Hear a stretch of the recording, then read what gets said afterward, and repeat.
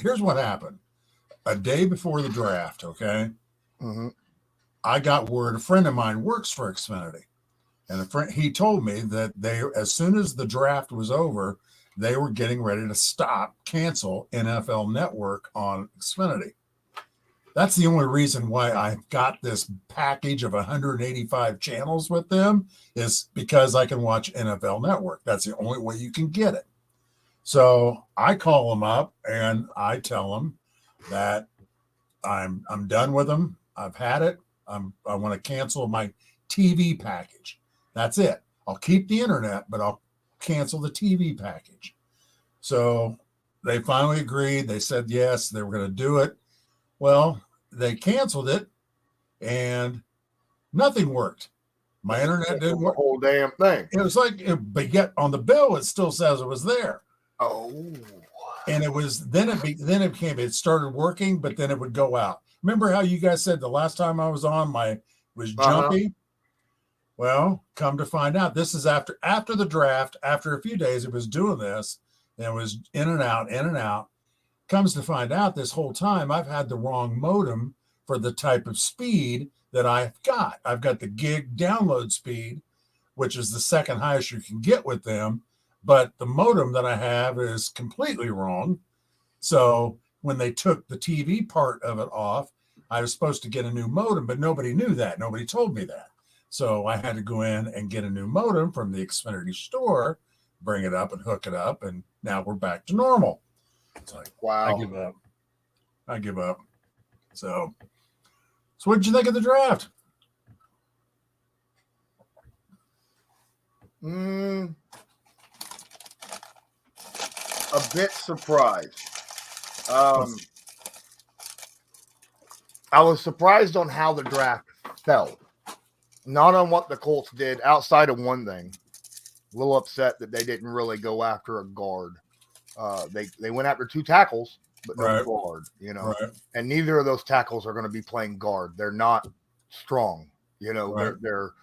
They're tall, long-armed guys, Right.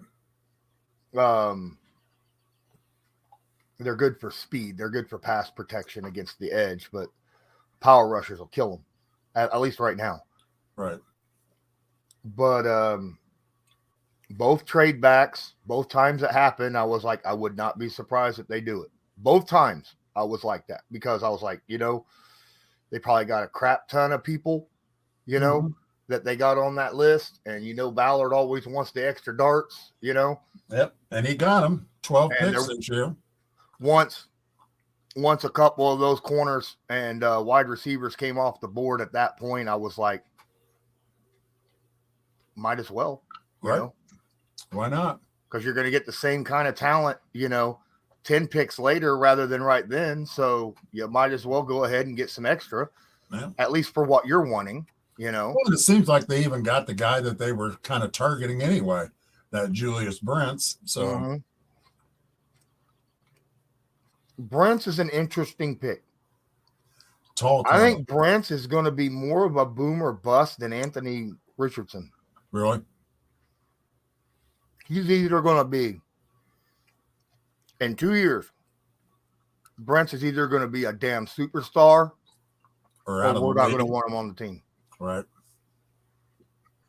Downs, I think, is probably the highest floor of all the guys that Ballard picked. I like that kid. Mm-hmm. Him and Evan Hall probably have the highest floor. Right. But my most intriguing one was Mallory. And I'm so glad I got to ask him some questions. Right. The tight end. Mm-hmm. Yeah, I kind of scratched my head on that one. It's like, why do we need another At first, I was too. But then, legitimately, look, first off, Big Mo and hey, there's Jack. What's up, Jack? What's up, Jack? Big Mo and Jelani Woods are not fast, straight line speed down the field guys, right? Right. They're the big target dudes. We only have one big, fast, down the field guy, and he's not that big, but he's quick, got decent hands, and that's Granson. Right. Mallory is that other guy. Mallory's another guy to push Granson. Right. So I understand that now. Once I looked at Mallory, the games, his tape, and kind of looked at it, I was like, all right, so Mallory could be that dude. And my thought process is, if Mallory shows up in training camp along with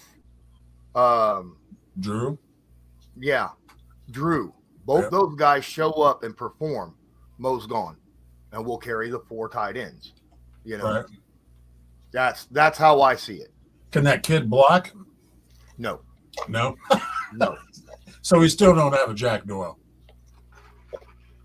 No, but like I said, Granson, his last 4 or 5 games of last year before he got injured, he looked pretty damn good as a blocker. Okay. He got much better. And Jelani, he's still learning how to block. Yes, he is. But Drew's a good blocker. So that's good. Drew is a good ass blocker. Both me and Chuck were noticing that in training camp last year before he got hurt. So he could freaking block. Yep. He was blocking better than the freaking tackles were blocking. So, but like, put his ass out there on freaking 91. Oh shoot! No, I was very impressed with their draft. I was happy. I was. They put a lot of different, like Kevin Rogers said, they threw enough darts at certain positions that hopefully one sticks. Right. Right. For cornerback or, stuff like that, or tackle, Now, again, guard worries the shit out of me. What are they going to do? If one of those tackles ends up being okay enough to be a decent right tackle, do you make Braden Smith the highest paid right guard in football? Well, I mean, that's the highest paid left guard in football. No, we have the second highest paid left guard in football. That lasted a whole 6 weeks of Nelson being the highest paid guard in football. And then that dude, I can't remember his name, but somebody else overtook him by like $1 million a year. Yep. But still, I mean, I tell you though, I'm kind of surprised they got that kid from Alabama that is a guard. The UDFA? The hometown kid. Yeah. He might work out. He might. I mean, guards are positions that can work out late rounds, right? UDFAs, we'll see. Yeah. At least they got somebody there to push Fries, because before that they didn't have anybody. No, you're right. I think friggin' Zach Moss would push him. I agree. I agree. Well, and that kid, he's. A lot of people were surprised he was still there to be a UDFA. A lot of them were saying he could have been a 5th round pick. But yeah. Well, a lot of people overestimate other people's talents also, I mean, the defensive tackle, defensive end that we picked up that I'm not even going to attempt because I haven't practiced his name enough. Adi.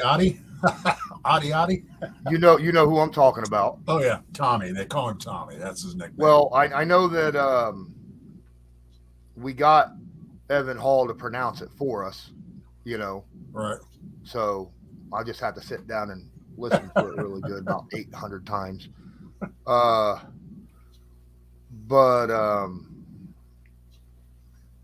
he was projected as a late 1st, early 2nd rounder by a lot of people. Exactly. Yep. And he dropped to what, 4th? So third or fourth, something like that. Was he the fourth or fifth? Fourth or fifth, yeah. I mean, he dropped pretty far. I think it was actually a fifth. He was one of those 4 5th round, or he was one of those 5th round picks. It is just one of those, another one of those guys, those, oh my goodness, the traits this dude has, but he just didn't show a lot on the field. Right. You know? Well, I mean, good God, if you went by athletic scores, the Colts hit a grand slam. I mean, holy They shit. averaged over a 95 out of 100. Average. No. It was the highest RAS freaking draft in NFL history. Well, I figured if they can't play football, we could all go and become the Olympic team. They could send them over there and become the Olympic team. Yeah, the hell with the United States. We'll just be the Indianapolis. Yeah. That was wild, though. All of them. I mean, holy shit. All of them. Yep. I mean, if I remember right, we don't have a defensive lineman, whether it's edge or tackle, that ran a 40 faster than Anthony Richardson. Oh, no. He's faster than all of them. So. Well, I said a long time ago, I mean, having that kid as your quarterback, that's like having a guy the same size, like a Shaq Leonard back there as your quarterback, that can run a hell of a lot faster. So. And bigger. And don't forget, a lot bigger. Yeah, he's a good 20 pounds heavier than Shaq and taller. About 30. About 30 pounds, and he's got about 4 inches on him. Yeah. So. Yeah, one of your linebackers. If he don't work out at quarterback, we could put him at defensive end. All right. Well, he can play both ways. There we go. He can play both ways. Why not? All right, Sammy Ball. All right. Can he punt too? I mean, he might be able to. I just want Colts fans this year, though, just to lower the expectations. Don't listen to the hype. Don't go that route. We did it last year. I don't see hype. I see a lot of people looking 3 to 5. Yeah, wins. And I'm more in the 5 to 8 range, but I don't see 4 to 6. I don't see any more than 8. I'm looking around 4 to 6, and as long as I see something getting better every time they play, just and some flashes of that talent that's there, I'll be happy. I think this is a team that it'll get better as the year goes on, right? Because of the youth and the inexperience that we have on the team. Right. Especially at key positions like quarterback. Right. Well, and again, it depends upon if Anthony Richardson even starts the season. People are like, "Oh, he's starting because Steichen already said he's starting." No, he didn't. No, he said we're going to wait and see what happens. He said that you get better by playing. Right. That's what people but we gotta evaluate him to see if he's to the point where we can put him out there. Well, at least they got rid of Nick Foles. So yeah, that happened last night or today, something like that. Yeah, yesterday. Yeah. Yep. So I'm gonna be getting a text from my son sometime in the next half hour. So just FYI, to pick him up from work. That's all right. We're not live tonight, so No, I we're don't not have to live entertain the tonight. crowd. So I don't have to entertain the crowd. Nope. Me and Jack can sit here and shoot the shit. Yep. Yeah, we can do that. We're good at that. Yeah, we're damn good at that. Absolutely. Yeah, I missed you last week, Tom. And I was having internet problems. I had a pissing match with Xfinity because a friend of mine works for Xfinity, and a day before the draft, he told me that they were getting ready to cancel NFL Network. And the NFL Network is the only reason why I took their Supreme package of 185 channels, because that's the only way I could get the NFL Network. So it's like that day, I called and said, I'm done. I'm canceling my TV package. I'm done. Keep my internet. I want the internet, but I want the package gone. So they did it. And then right after they did it, nothing worked. No, they took the TV didn't work, the internet didn't, nothing worked. So then it came back on, and it was like hit or miss. It would work, and then it would die. Then it would come back on, it would die. And I'm like, what the hell? And I kept going around with them. We did. Yeah. And finally, they decided that, oh, you never got the right modem that you're supposed to have with the speed that you have. You should have a different modem than what you got, and that's your problem. Ah, well, thank you. So they sent me the right modem, and now everything's working fine. So, but I still got rid of the TV shit. Since I didn't have the modem to take full advantage of the speed of the internet that I have, can I have a free bill compensated for the fact that I ain't been utilizing with the ability that I had from your that word compensate in Xfinity don't exist. No, they don't exist. Well, me and my cable company are fixing to hit round 2 tomorrow. Yeah.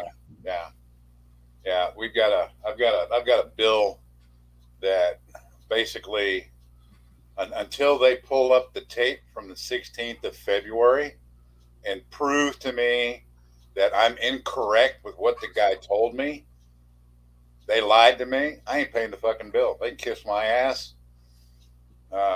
And if they want to come after me, I tell you what, dudes, my credit already sucks. You ain't gonna hurt my credit, okay?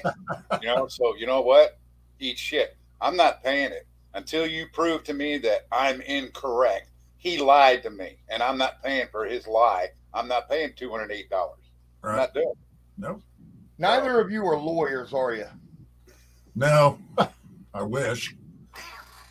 I got a letter. That's the problem that I had. Woohoo. Letter from an attorney. Uh-oh. Over my dad's estate and my stepmom. I can't tell what it's saying. I'm afraid that it's saying that she's going to get my dad's entire estate and that they're wanting me to sign off on it. And if that's the case, screw that. But it does say that me and my sister and her are beneficiaries. But I don't know what a fiduciary is. Fiduciary? Yeah.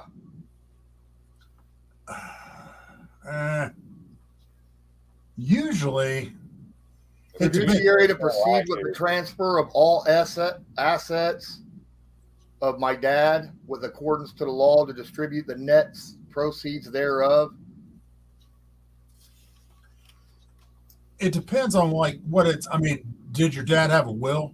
No, that's the thing. That's the thing. And so his estate's going to get sold. Right. And she told me what she said was that the estate was going to get sold and anything above what he owed that comes back will go to all of us, right? It'll get split evenly among all of us. Right. And that could be what this is saying. But I want to make sure that it's like not saying that no, she's going to be it's going to get sold and then she can do whatever she wants with the money. Maybe it doesn't. I want it in writing that it gets split. You know, does it say anything like she's the executor of the estate? No, it just says fiduciary. No. Okay. So that's worrying me a little bit. Yeah, I know. I mean, had she not blown up a fit and lied to me, I could have raised the money to buy the damn estate. And then we wouldn't be going through this, but she wouldn't have got her share of it, you know. She would have, because once it's sold, well, no, she wouldn't have. She wouldn't have got a dime. I don't know. That shit's tricky. It is. It is. And a lot of states are different. It depends on what state you're in. Yeah. So that's why I had gotten that letter on Thursday. Right. And that's why I was like, I gotta push this Patreon back a little bit. Right. because there's too much shit on my mind right now. I'll tell you what, I am sick and tired of being sick and tired. The guy. No, well, okay. So again, I haven't done any actual labor, like labor for work in 4 years. I've been sitting here behind a desk, doing this, right? So I haven't went out and done anything to, exercise or anything like that. And I've gained a lot of weight. And I'm suffering. I had to stop 3 times to mow my front yard. All right. And my front yard is small. Like, it's like a 16th of an acre. Okay. It's literally a third of a plot. Okay. Right. So, and I had to stop 3 times because my back was killing me. So I'm thinking, I wanted to bring this by you guys. I'm thinking about doing with my camera that I have, that I take out to, training camp. Yeah. When I take it out to training camp, yeah, put it on the pole, hold it out and have it facing me. And I'm going to walk around and just talk football, talk Colts and stuff, walking on walkways, going through parks, things like that. Just so that I can get out, get a little exercise, plus get some recording done too. Do you guys think that would be something interesting? Yeah, I would. I think it'd be really interesting. Get to hear what the normal fan on the street thinks about certain things or where they're at. I mean, this would be I run across people, and I'd be like, hey, you got, if I see someone wearing a Colt shirt or a hat or something like that, just stop them and be like, hey, you want on here? Right. And this year of all years would probably be a great time to do that because there's so much change.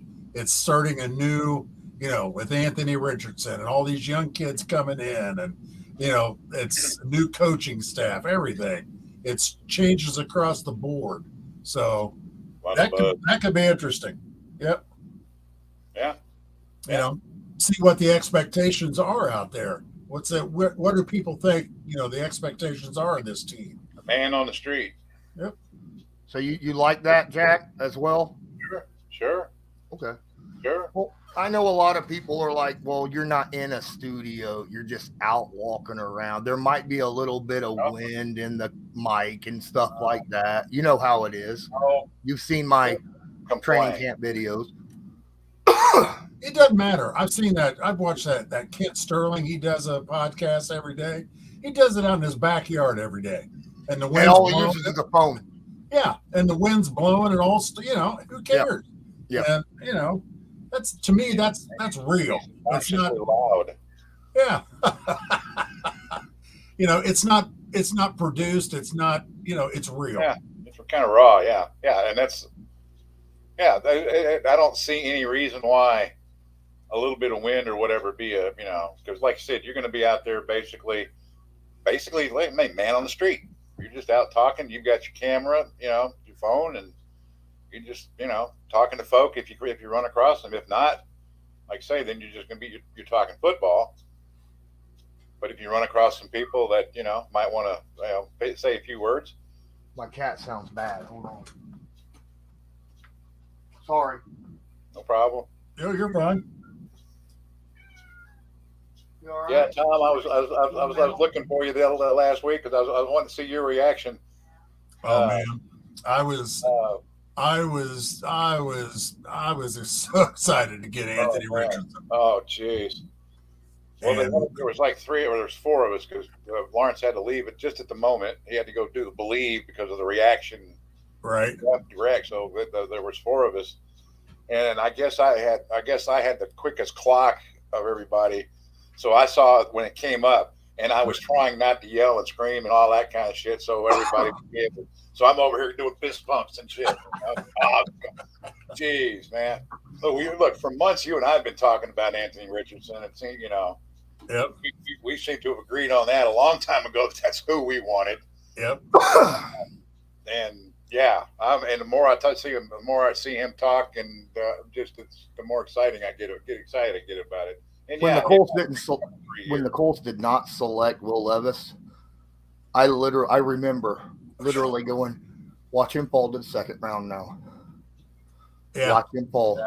Yeah. I remember right there during the live stream, I was like, yeah, watch this happen. Yeah. I about shit my pants when Arizona traded the pick. I'm like, oh God, no, please. But then right away they said Houston's on the clock. I'm like, oh, thank God. Yeah, they're not double dipping. No, they're not taking Anthony Richardson. We got this. I was really surprised. I mean, I liked the move from them. I like them moving up and getting Will Anderson. We discussed that. Yes, and it was good. It was a good move. And if we had the, if you got the draft capital to do something like that, do it. Hell yeah, take advantage of it. It was just funny how all AFC South quarterback, everybody went to the AFC South except for Bryce Young, of course. But yet we play him next year. That'll be fun. So it's interesting how stuff like that comes around, where you always end up facing your former coach the next year, and it's not like drawn up that way. It's just how the schedule falls,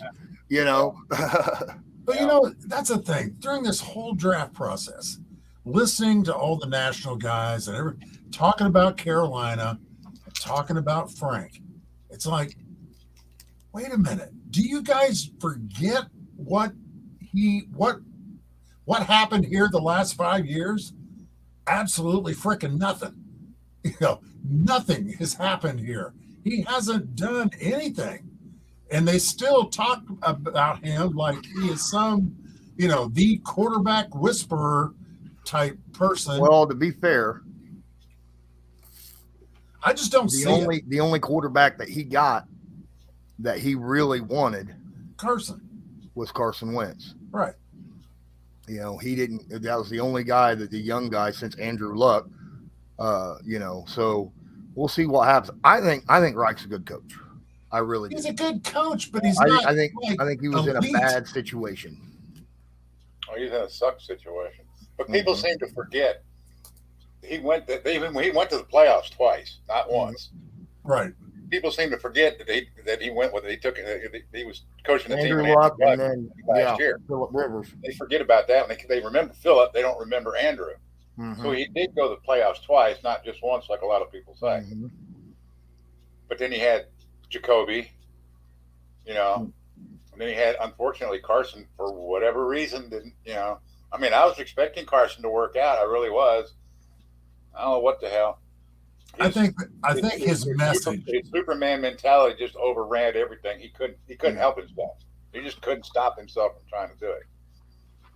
I think Frank's message is what got lost over the years. Well, after about 4 years of it, it just kind of dead.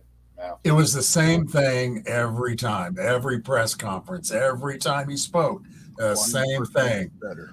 If he would have said climb the mountain one more time, I was going to blow the mountain up. It was like, we're not doing that again. But they got to where it was just kind of mundane, like it was just, I'm supposed to say this. There was no enthusiasm to it anymore, or at all anyway. But I mean, it didn't. I don't think his expectations fell over the years. Yeah.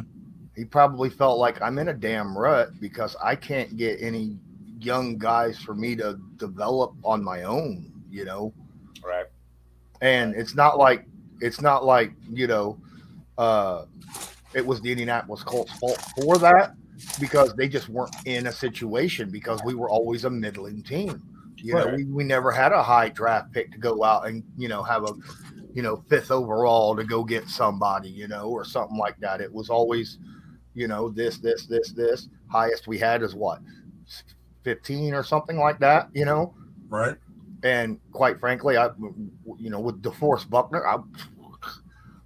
at that point, that was a damn good move at that point. So I don't know.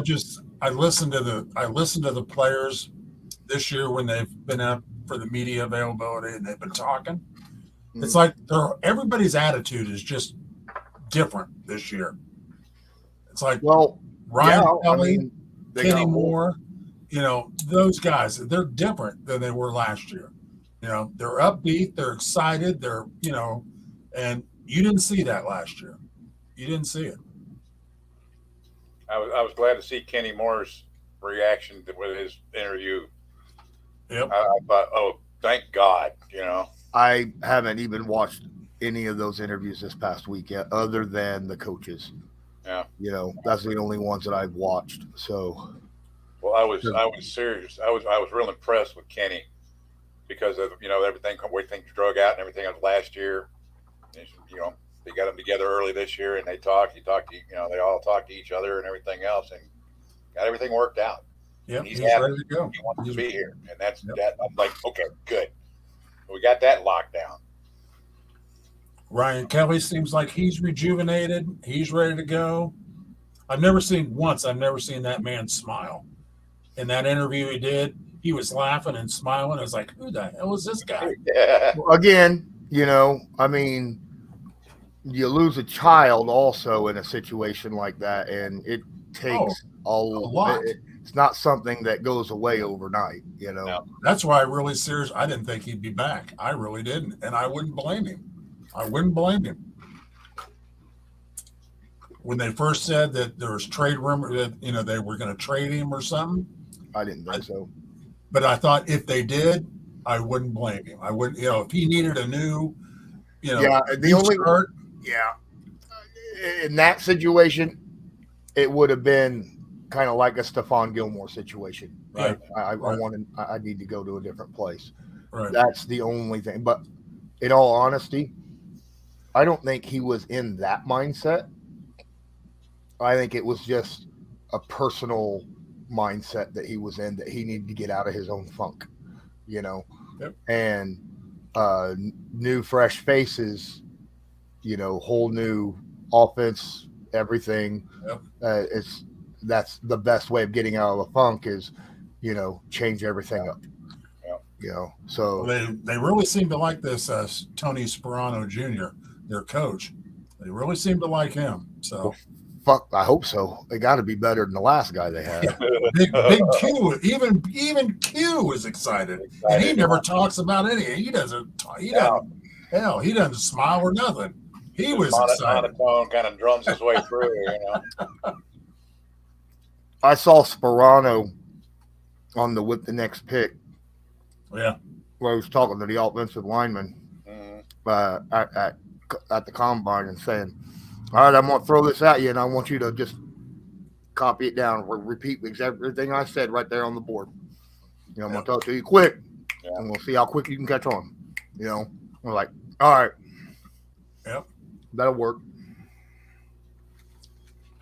Yep. I think it's going to be fun to watch them this year. Win or lose, it's going to be fun to watch them. It really is. They've got some exciting young talent that'll be out there. Preseason will be a blast because AR is going to be out there in preseason. He will start preseason, and he'll have, hell. It'll be like Sam all over again. Oh, hell, start him. He starts, he's the savior. And because it's preseason and he's playing against future insurance salesmen, and they're not in the league anymore. But I don't think AR is going to be first team. But AR will start off second team. He'll play in the preseason. He'll play, but I think he'll be, second team. Right.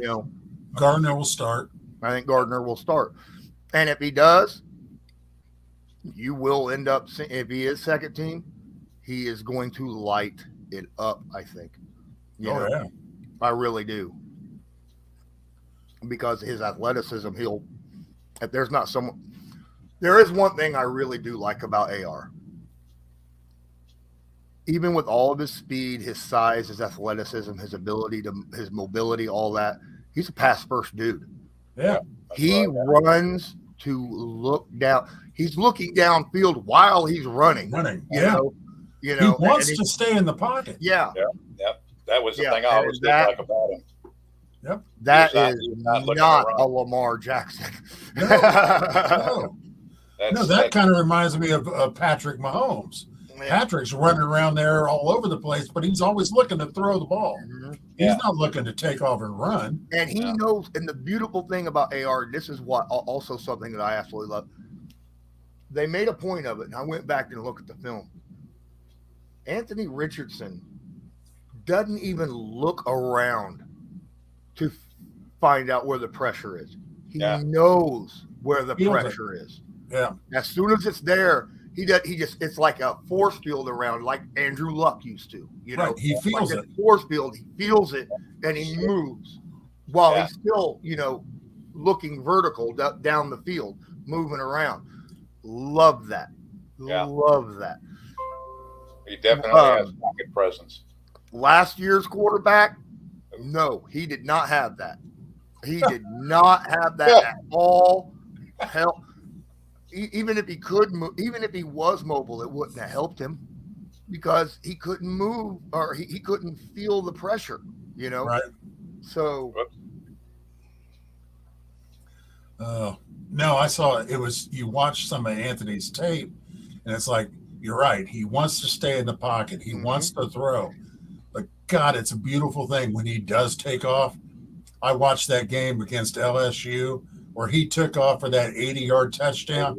I mean, he was just weaving in and out of those defenders like they were nothing. Like they were standing still. And it looked easy to him. Like his stride is so long and so smooth. You can't tell that he's moving at, 20 mile an hour. You know who he looks like when he's running? I swear to God, he looks like Eric Dickerson. He runs straight up and down, and he's got that long stride. He looks like Eric Dickerson when he runs. But I can see a lot of. Obviously, there's going to be a lot of RPOs in this offense with him at quarterback. But the beautiful thing about that is I expect a lot of one-on-one shots for Alec Pierce. Yep. I mean, a shit ton. Yep. Yep. Because that's what Pierce is. And as long as that threat one-on-one, I'll take Alec Pierce one-on-one against anybody. Yep. And I think he's got a beautiful deep ball. He does. Yes, he does. Oh, man. He's not very good inside 15 yards. He's like the complete opposite of Jimmy Garoppolo. All right. When it comes to throwing the football. Yeah, he could drop it right in the bucket when it's 70 yards. He could just drop it right in there. But just go. Everybody just run a go route. Just go. Just go. I'll get it to you. Don't worry about it. I'll get it to you. Right. As fast as you can because I will outthrow you. I'll tell you what. I'm going to run backwards so the defensive line and the blitzers can't get to me. Yeah, right. And then I'll throw it over my shoulder. It doesn't matter if I'm 70 yards, 80 yards away. It doesn't matter. I'll get it there. No. And he can do that sitting on his butt. Well, that video I saw, that one where he was sitting on his ass and he could still throw it like 60 yards on his ass. It's like, holy shit. Yeah, or he was standing there. Incredible upper body strength and arm strength. I don't think it's arm strength. I think it's all in his elbow and wrist. Yeah. You watch him. Yeah, because his arm is not moving forward that hard when he's throwing the football. Right, no, it's like his arm is not. Wrist. It just comes out of his hands really fast, right? So it's got to be that wrist flip at the end, that puts on probably at least an extra 25% of that power of his throw. Well, that's why Marino was so quick, because a lot of his was a flick of the wrist type throw. I mean, you watch Marino; it was all like you said, elbow, wrist, and just. Boom, the ball was gone. You couldn't even get close to him when he was trying to throw the ball. Right. I can see. If Anthony ever reared back, he'd throw it out of the stadium. Right through the window. I was going to say, he put it through the window, Hopefully the window's open because it's going to go through the window. He could probably do that. He could probably do that. If it bounces off the Jumbotron at the end of the stadium, comes back into the end zone, and is caught by a Colts player, is it still a good? We need to change the rules. So that is. And he could do that. He might catch it himself and haul ass. Yeah. Yeah. Right. Yeah. It's like I said, you're right. If It's the, gonna be field- fun. if the roof is open, maybe he could just, Yeah. moon rocket that sucker and then go get it. Throw it out in the parking lot. Even though I think that's an illegal forward pass, but I Probably. don't think you can Again, throw we it to yourself unless it hits somebody else first. can change the rules on that. I think him and that Josh. What do you Downs- mean it didn't hit nobody else? It hit the man in the moon. Just because your guy can't do it doesn't mean we can't. That's right. I think him and that Josh Downs are going to have a good Oh Lord. relationship too. He's like Ty. He's like a next Ty. He is like a cat. He's not as fast. He's not real. Downs is not a very fast dude. But he's smooth. He's got an amazing 3-cone. Like he was I think his test for the 3-cone was like top 99 percentile of Right. wide receivers, but I think he only ran like a 4.52 or something like that. But they said he gets separation. He gets separation. It takes a moment for him to get to his top speed. That's the Right. problem, right? Right. So, But he can get separation. but he has an amazing. That was something. Oh no! I started to mix him up with Brent's. Brent's 3-cone was top 99.9% of all cornerbacks ever in the history Yeah, of because the draft. well, he tested as a 99. Yeah, Yeah, he was a 9.9 and Anthony was a 10. He was a yeah. 9.9. But I'm saying his 3-cone was, if I remember right, like a 5 or no, it was a 6.54 or something like that. And I say anything at 7 or below is good, right? And at 6.54 is stupid. I mean, that means you're changing direction. And for a corner to have change of direction, and he's a converted wide receiver, right. right? Yeah. So, that, like I said, Brent's is more a boom or bust than Anthony Richardson, in my opinion. Like that big of a deal. He's either going to be a superstar corner or you're not going to want him on the team next year. Right. He's gonna. What's that kid that was a corner for us? That what was his name? That tried and tried and tried. That's just. What was his name? How long ago? It's only been like probably 3-4 years ago. You're not talking about Rock. No, it was right before Rock, where they drafted him, and he was on the team for. Tell? No, not Marvell Tell. It was before him. Nate Hairston? No. Wilson or Wilson? Yeah. There's Wilson. Wilson. He had long arms. something, but he never panned out. They tried. I think he's one of the guys that's not playing in the NFL anymore. Yeah, he tried for us. He was on the team for like 2 or 3 years, but Quincy Wilson, that's it. Quincy Wilson. Yeah. He's currently a free agent. Yeah. He played for Minnesota the Giants last year. Interesting. No. Yeah. No, Steelers. 2022, he signed with the Steelers. Interesting. Hey, I'll be right back. I'm going to go get some more coffee.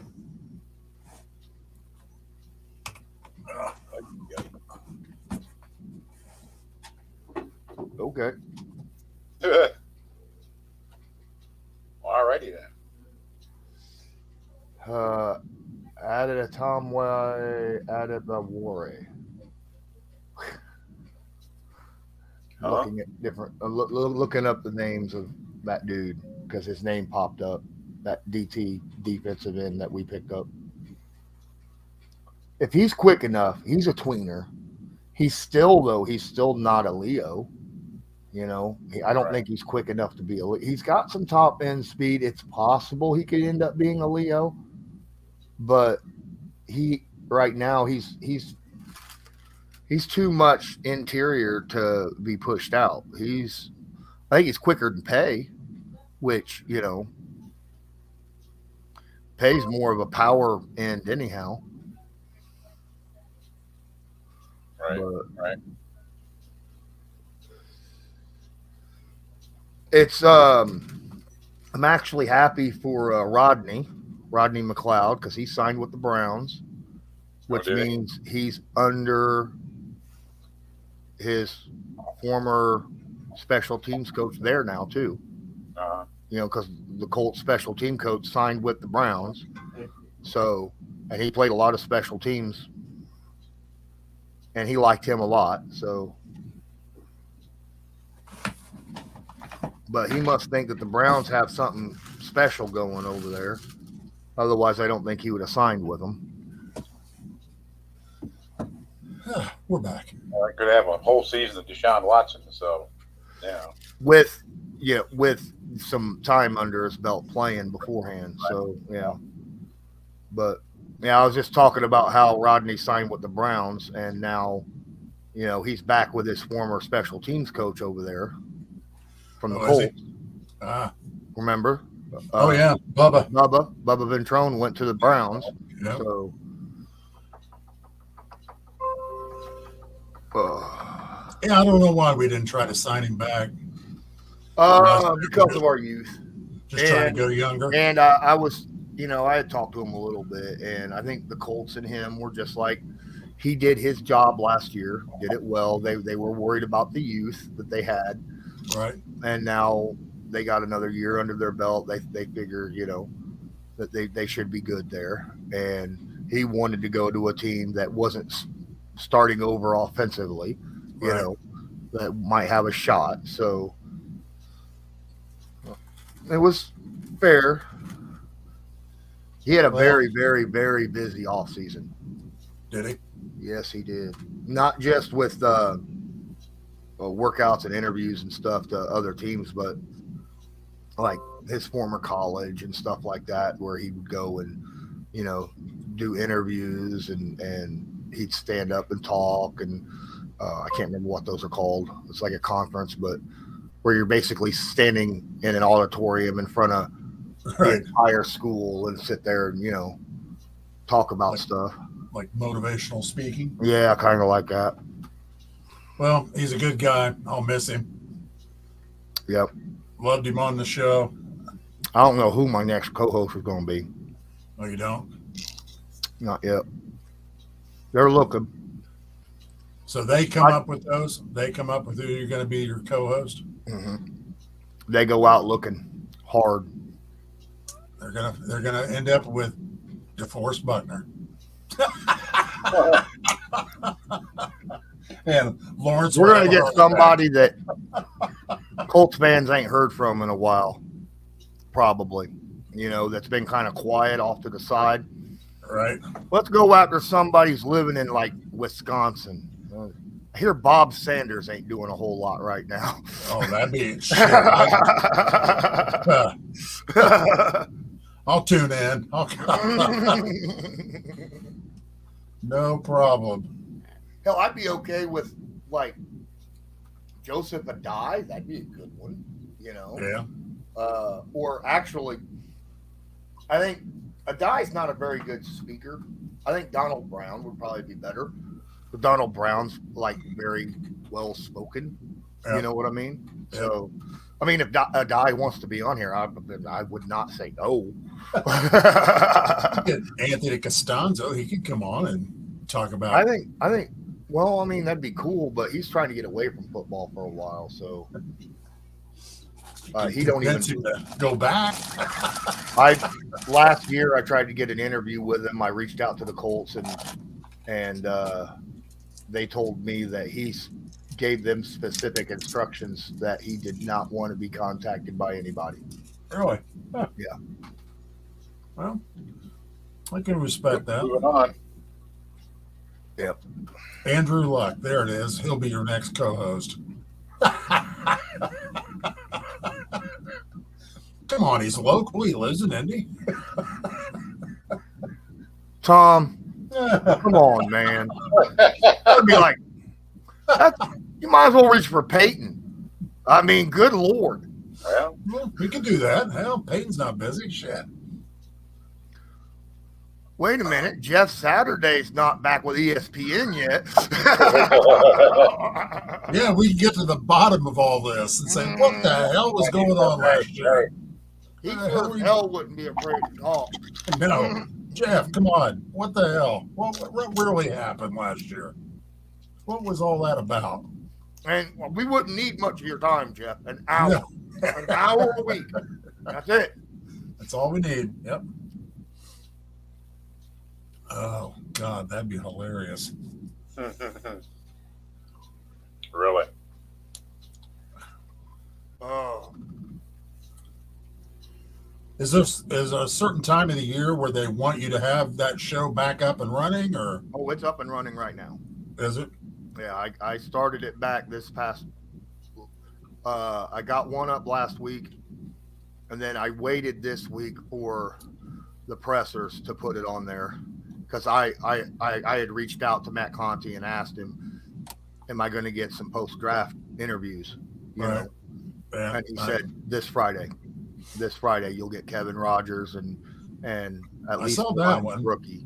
I said okay, so that's when I planned it to drop on Friday, and then I went ahead and made that 2 videos since it was long enough, you know, to where they're both at least 10 minutes, you know, one with the rookies, one with Kevin Rogers. I actually really love the one with Kevin Rogers, but it's not getting the clicks that the rookie one is.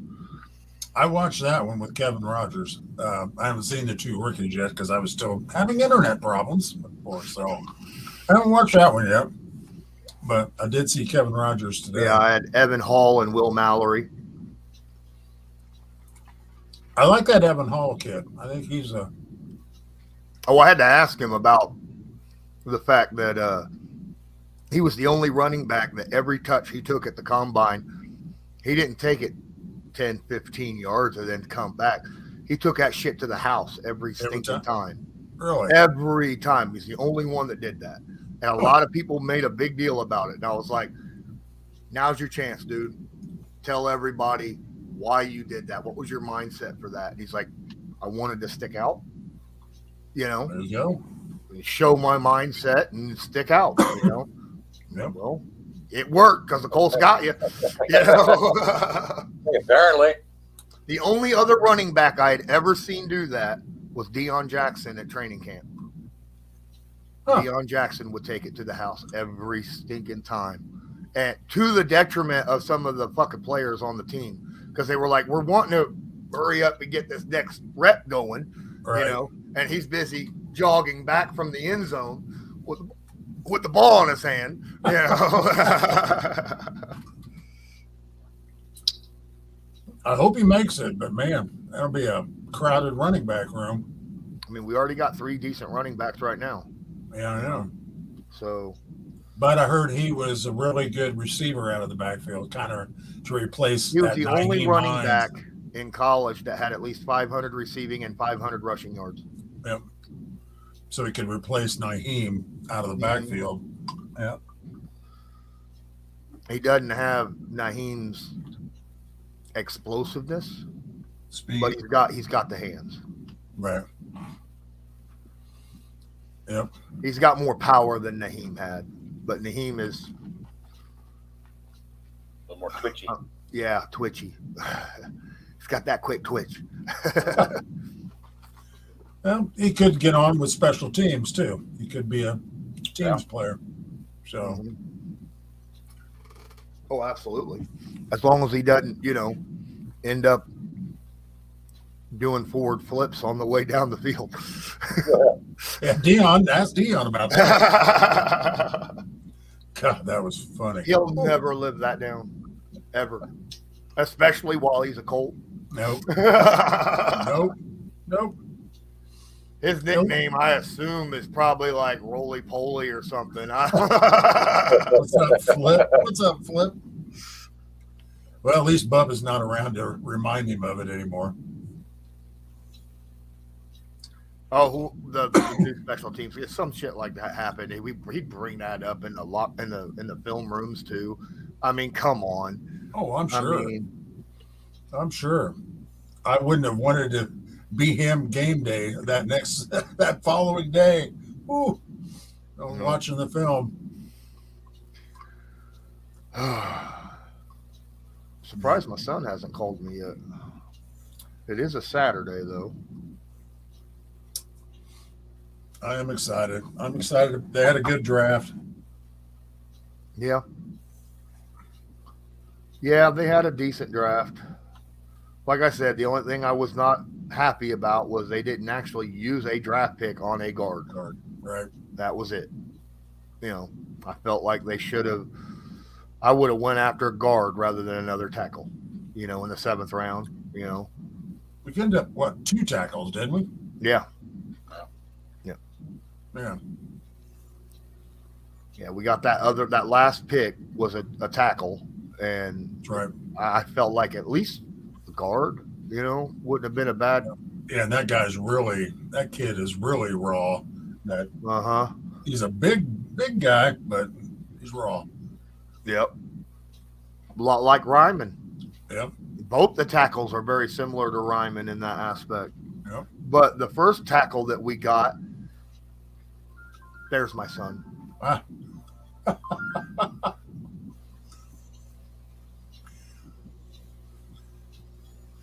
Well, Jack, nope, I'm glad that we're both excited that we got Anthony because that's the guy we wanted. Oh, The only disappointment I have is he's moving his number to 5. Other than that, I'm just freaking ecstatic. Absolutely. Yeah, he didn't want that 15. No, he Well, said. I mean, Mahomes is 15. Well, he didn't want that. He wanted to put an end to that AR-15. He didn't want to be associated with that.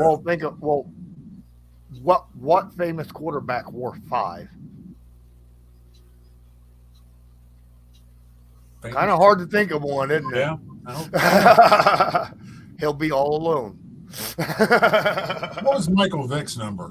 Terry Hanratty, I think was number 5. I think you're right. But what was Vick's number? 7. That's right, 7.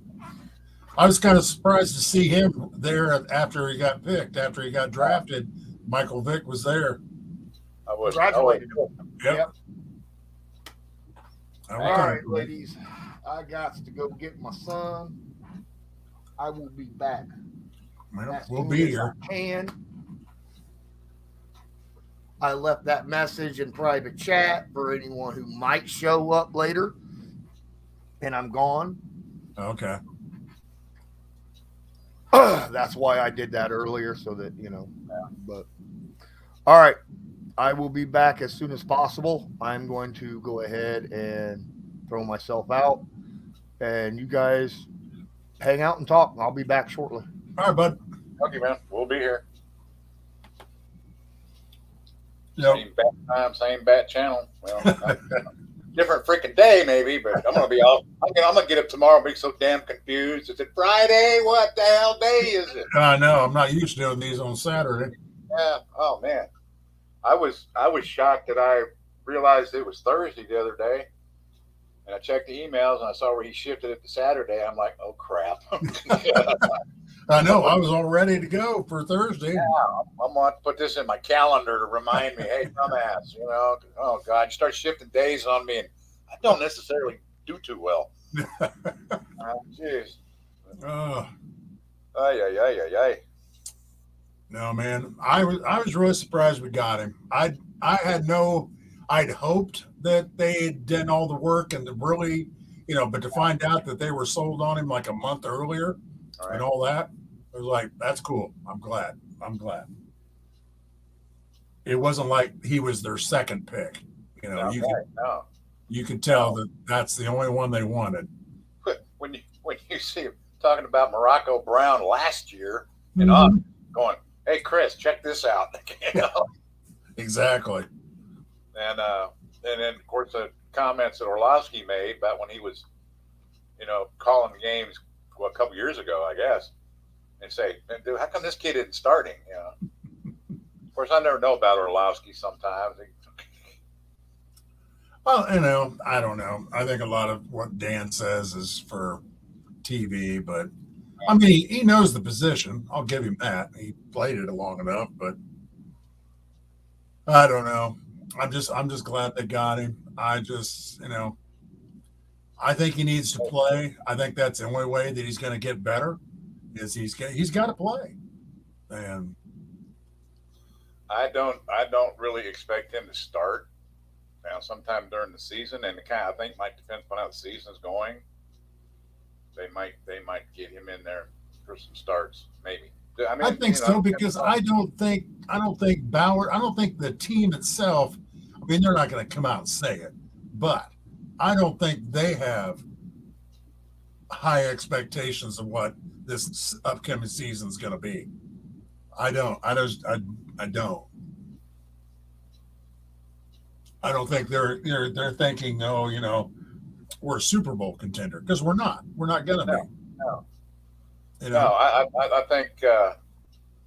I think they're kind of maybe holding expectations down. I'm not expecting, to be honest with you, I'm not expecting really diddly squat, which is really great. It's a lot easier going into the season thinking, well, they're going to suck, Yep. and they win 10 games. Oh, Yeah. man, it's a hell of a lot better than thinking they're going to win 10 and win 4.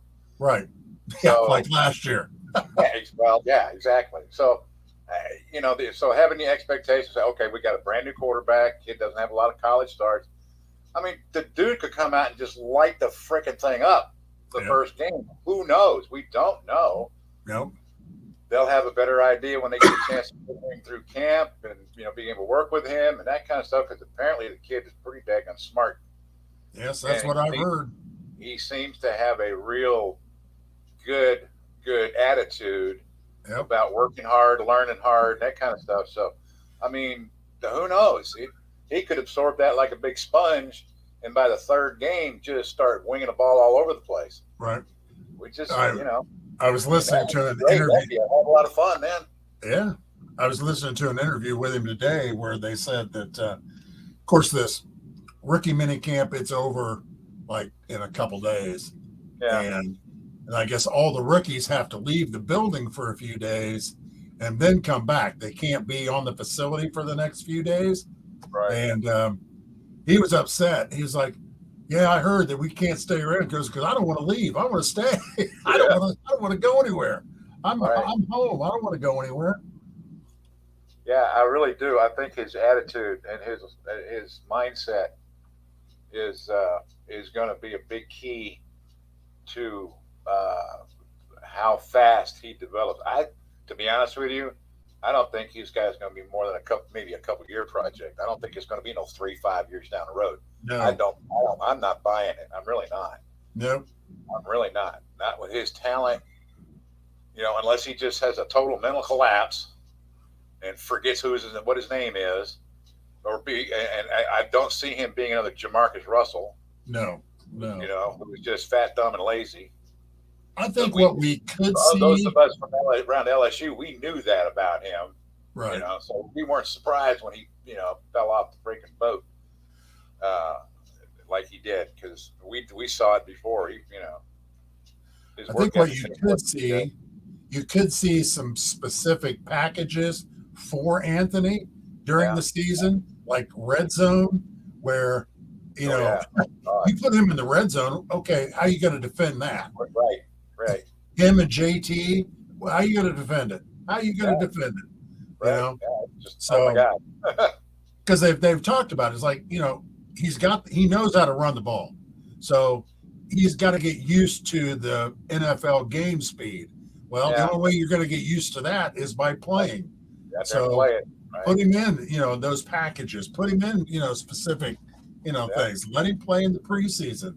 Let him, if we're, if we are bad, and who knows, we might not be. But if we are, we're losing by 3 touchdowns in the fourth quarter. Put him in. Let's see what the kid can do. Sure. I don't think it's going to ruin his confidence. I don't think that's going to be a problem with him. I really don't. No, I don't. I really don't either. Yeah. I don't either. I think he's got enough athletic gifts that even though things get rough for him, he's not going to lose confidence in his own ability. Right. Good God, he's like a defensive end playing I quarterback. know. I know. Look, when I started watching this, when I started catching on about this guy, it was towards the end of the college season last year, and I started going back and watching his tape and stuff, and I'm like, holy crap, you got to be kidding me. This kid's a tight end. Yeah, he could have been. Yeah. He could have pretty much played any position on the field, damn near. Right. It's like, holy shit. And then, of course, I saw the LSU game, man. When he took off, man, them LSU guys didn't have a freaking clue. Absolutely had no idea where he was going to go. No, they made him. He made ran them look around ridiculous. them. He ran past them. It was just like, well, that was embarrassing, guys. Oh man. So yeah, shit. I started hearing about it. I started watching his tape earlier on, and I that's who I wanted all along. Look, the upside is just way too big. Well, it gives us something that the Colts have not had in a long, long time. It gives that we now have that wow factor. He is that wow factor. You don't know what he could do. He could come in, like you said, he could come in and just light it up. And you can't his abilities, you can't defend it. You can't. You've got him and JT back there, and if this receiving core, man, it could be You got a couple tight ends. It could be short dump offs. You got wide receivers. I can see a lot of fun. I can see really a lot of fun with this offense. And oh my God, if this kid hits and turns out like he could, it's hit shit. The sky's the limit. The hell with Patrick Mahomes. I mean, it could be him and Jalen Hurts in the Super Bowl 3 years in a row. It could be. Very well could be.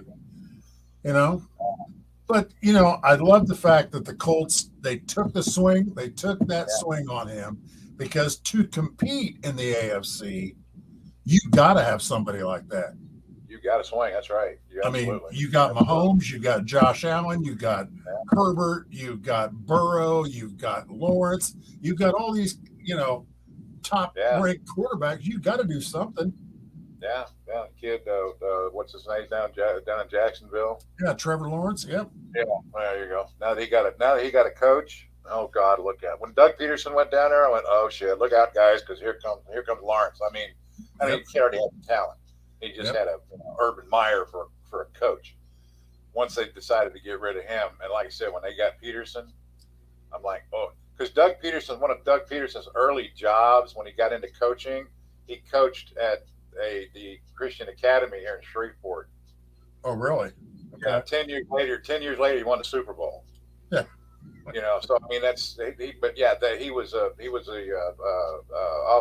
offensive coordinator at one of the Christian academies over in Shreveport that had just one of those programs that just every year just mauls everybody. Right. I don't remember how long he was there, but they said from the time he left there, he won the Super Bowl 10 seasons later. So well, he was a quarterback in the league too, wasn't he? He played the position. Right. Yeah, he did. So he did. So yeah, I knew Trevor wasn't going to stay. That it wasn't going to be like that for very long with him because he's just too talented too. I mean, the kid is talented, and I'll tell you what, though, he's got some guys around him now. So this AFC South here in a couple of years is going to be a real interesting freaking division. I'll tell you what. I mean, I'm glad we didn't draft Will Levis. He just doesn't. Me too. He just doesn't have that right mindset for me. But I'll be honest with you. I'm also glad we didn't draft C.J. Stroud. There's something about him. Okay, I'll call it right now. This is my prediction. Okay. Because if you think back, besides Jalen Hurts, but Jalen ended up going to Oklahoma before he went out into the pros. Name me an Alabama quarterback or name me an Ohio State quarterback that's come into the league and has done anything. No. They haven't. No. And Joe Namath in Alabama. That's the last one. But I mean, time and time again, they're great. They look great in college, but they get to the pros and something happens. Ohio State, and there's something about CJ Stroud. I don't know what it is. When I listened to his when he first gave an interview at the combine, and I listened to him, there's just something about him. I couldn't put my finger on it. It was like, he doesn't sound like a Colt. It just does not sound like a good fit. So I heard the rumors that they said he was difficult to coach. So I mean, I don't know, but I mean that was the rumors I heard. Of course, like I said, how the rumor mill goes. You never know. I mean, they said you never know, right? They said Dan Marino smoked pot. That's why he dropped all the way down to where he dropped to. So, hey, which was a total lie, but right. It got him. It made Don Shula really freaking happy. I guarantee you that much. Boy, oh God, look who. Well, and that's what I've said. The whole week before the draft, that's all these national guys kept talking about is where, Will Levis is connected to the Colts. To the Colts, yeah. I'm like, oh, please, dear God, don't. I'll give up something for the rest of my life if we don't pick him, anybody but him. And yeah, please. I'll wait. Let me get Hooker. We'll just wait. We'll wait. Yeah. We'll pick up Hooker. God, geez, please no. Yeah, bring in Stetson Bennett. I don't care. Anybody but Will Levis. Please, dear God. I just Will just does not do anything for me at all. No. At all. No. And it was well, it was a lot of fun watching that clock count down and goes, okay, that pick is in now, and of course, Well, it's kind of fun. I mean, something was not right. He went to the second round, so I mean, and Tennessee traded up to get him. Of course, so now they've got two new quarterbacks basically, and Tannehill on his last, I guess, probably last gasp. I was going to say Tannehill's going to start this year. He'll be there. He'll play out his contract, but because this is last year on his contract. And, I don't see Tennessee being a threat this year. I think they've lost too many pieces over the season, over this offseason. They've lost a lot of pieces, and they really didn't get that much back that I know of. I don't think they're going to be. I think King Henry's he's not the same as he was. I mean, he's still good. Don't get me wrong. He's still good, but it takes a toll on your body. That many touches, it's got to. So, absolutely. I mean, it did to Bo Jackson. It did Eric Dickerson. Even Eric Dickerson. Yeah. Earl Campbell. It took a toll. Took a toll on him. Hell, Earl can barely walk now. Yep, exactly. Exactly. So, I don't know. I don't see. I just hope JT comes back and has a great year next year. I really do. I think he will. Hopefully, is it Spanos, the new offensive line coach, Tom? Oh, Sperano, yeah. Sperano, okay. Yep. Tony Sperano Jr. Yeah.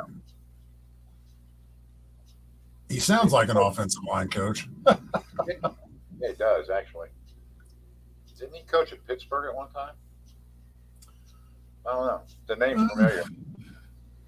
Last year he was down at Jacksonville. So yeah. Was he? Okay. I think so. Or was that or that might have been Jim Bob Cooter. Wasn't he down to Jacksonville last year? Yeah. Yeah. Okay. Down Jacksonville. Okay.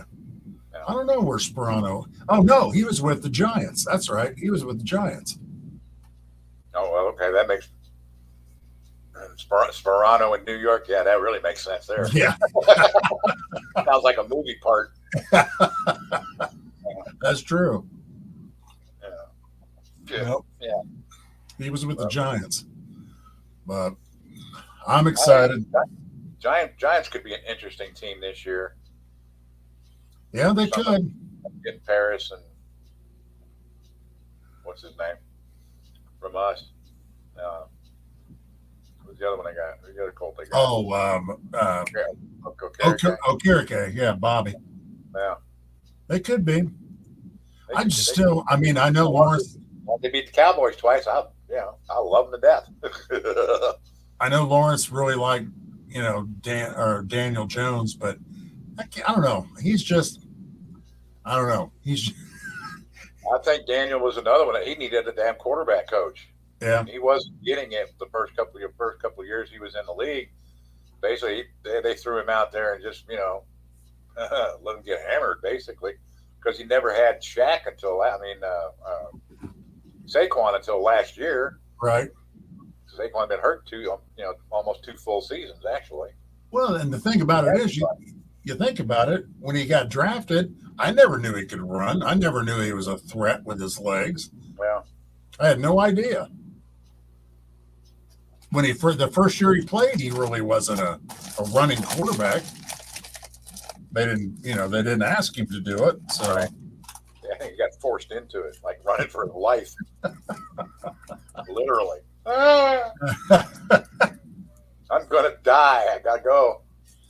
But yeah, that was like Lawrence was saying earlier. It's one of the things I saw with Anthony. Man, the way his pocket presence is just ungodly. Yeah.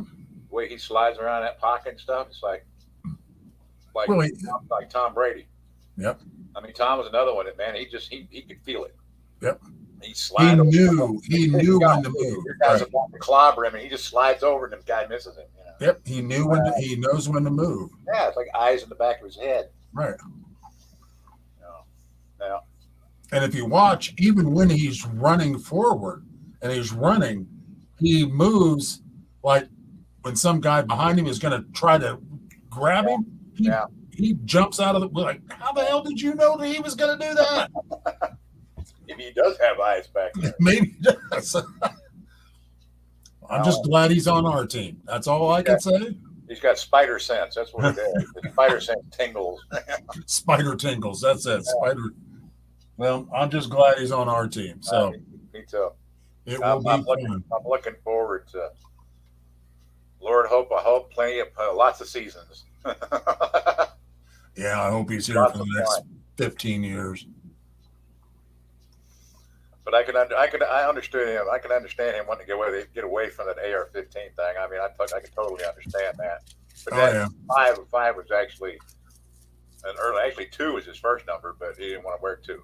So right. Thank God he didn't. We don't need another 2. Not another 2. No. Please. No, we failed on the last 2 2s. We don't need another one. No. So, but I was hoping he'd take 34 from Isaiah, then I could wear that jersey that I have. Shit, Trent Richardson jersey. That'd be perfect. Get some money out of it. I might wear it anyway. Well, shit. I thought his number was going to be 34. Damn it. I had it specially made. Surprised it didn't go for 0. Your crystal ball had a crack in it, right? Yeah. Yeah, somebody gave me some wrong information. Yeah. Some bad information. But like I said, I'm also excited to see this Josh Downs. I think he's going to be a good wide receiver for us. Seems like a good kid. Man, I saw that during I watched the draft show last night. Man, that kid was pumped up. Yep. Absolutely pumped up. Yep, absolutely. He'll be our next T.Y. Hilton. He's about the same size as T.Y. He's not big. He's 5'9". Yeah. What was T.Y.? 5'10". 5'10". So he's shorter. Yeah, he's an inch shorter than T.Y. That means he'll get lost. He'll get lost in traffic. By the time they find him, he's got the ball and gone. Yeah. Exactly. I'm good with that. I'm good with that. Yeah. Yeah. It's like I said. First of all, I'm not expecting a hell of a lot, so that makes already the season's going to be fun. Oh yeah, it's already going to be fun because it can't go basically anywhere but up. But yeah. Well, I'm just looking forward to that first time where we're backed up like on our own 10-yard line. Anthony's out there and lets one go and throws it for like 80, 90 yards. I was thinking about 102. You know, throw it about 5 yards deep his own end zone, and about 2 yards deep in the other one. I'd take it. I'd take it. So I say, man, just look, y'all just go. Yeah, because you can't outrun my throw. Here's our playbook for this year. Everybody go. Go. Just go. You don't need to cut. You don't need a route. Just go. Just run. Just go. Everybody. Eligible receivers, go. Tight ends, go. Everybody. Linemen, stay back here. But if you're allowed to catch the ball, go. If you're not, if they cover it, I'll just run it for 100 yards. So right. Yeah, because they'll all be down at the other end of the field anyway, chasing the receivers. So they'll have a 40-yard giddy up before they even turn around and go, "Oh crap! Now we got to tackle this beast." Well, that's the one thing. Our receivers are going to love playing with him because the defense is going to have somebody staying up, spying on him. They're good. They're going to have to. So should be a lot of one-on-one matchups. It should certainly help. That's for sure. Yep. Yeah. The endless possibilities are just. I'm giddy. I'm just thinking. I know. I can't wait. Damn, this is going to be fun. Yes, it is going to be fun. No. Well, look who's back. Maybe. Yeah, I ended up stopping off when I picked my son up. I stopped off at the gourmet restaurant. Nick doesn't have enough people working there. Had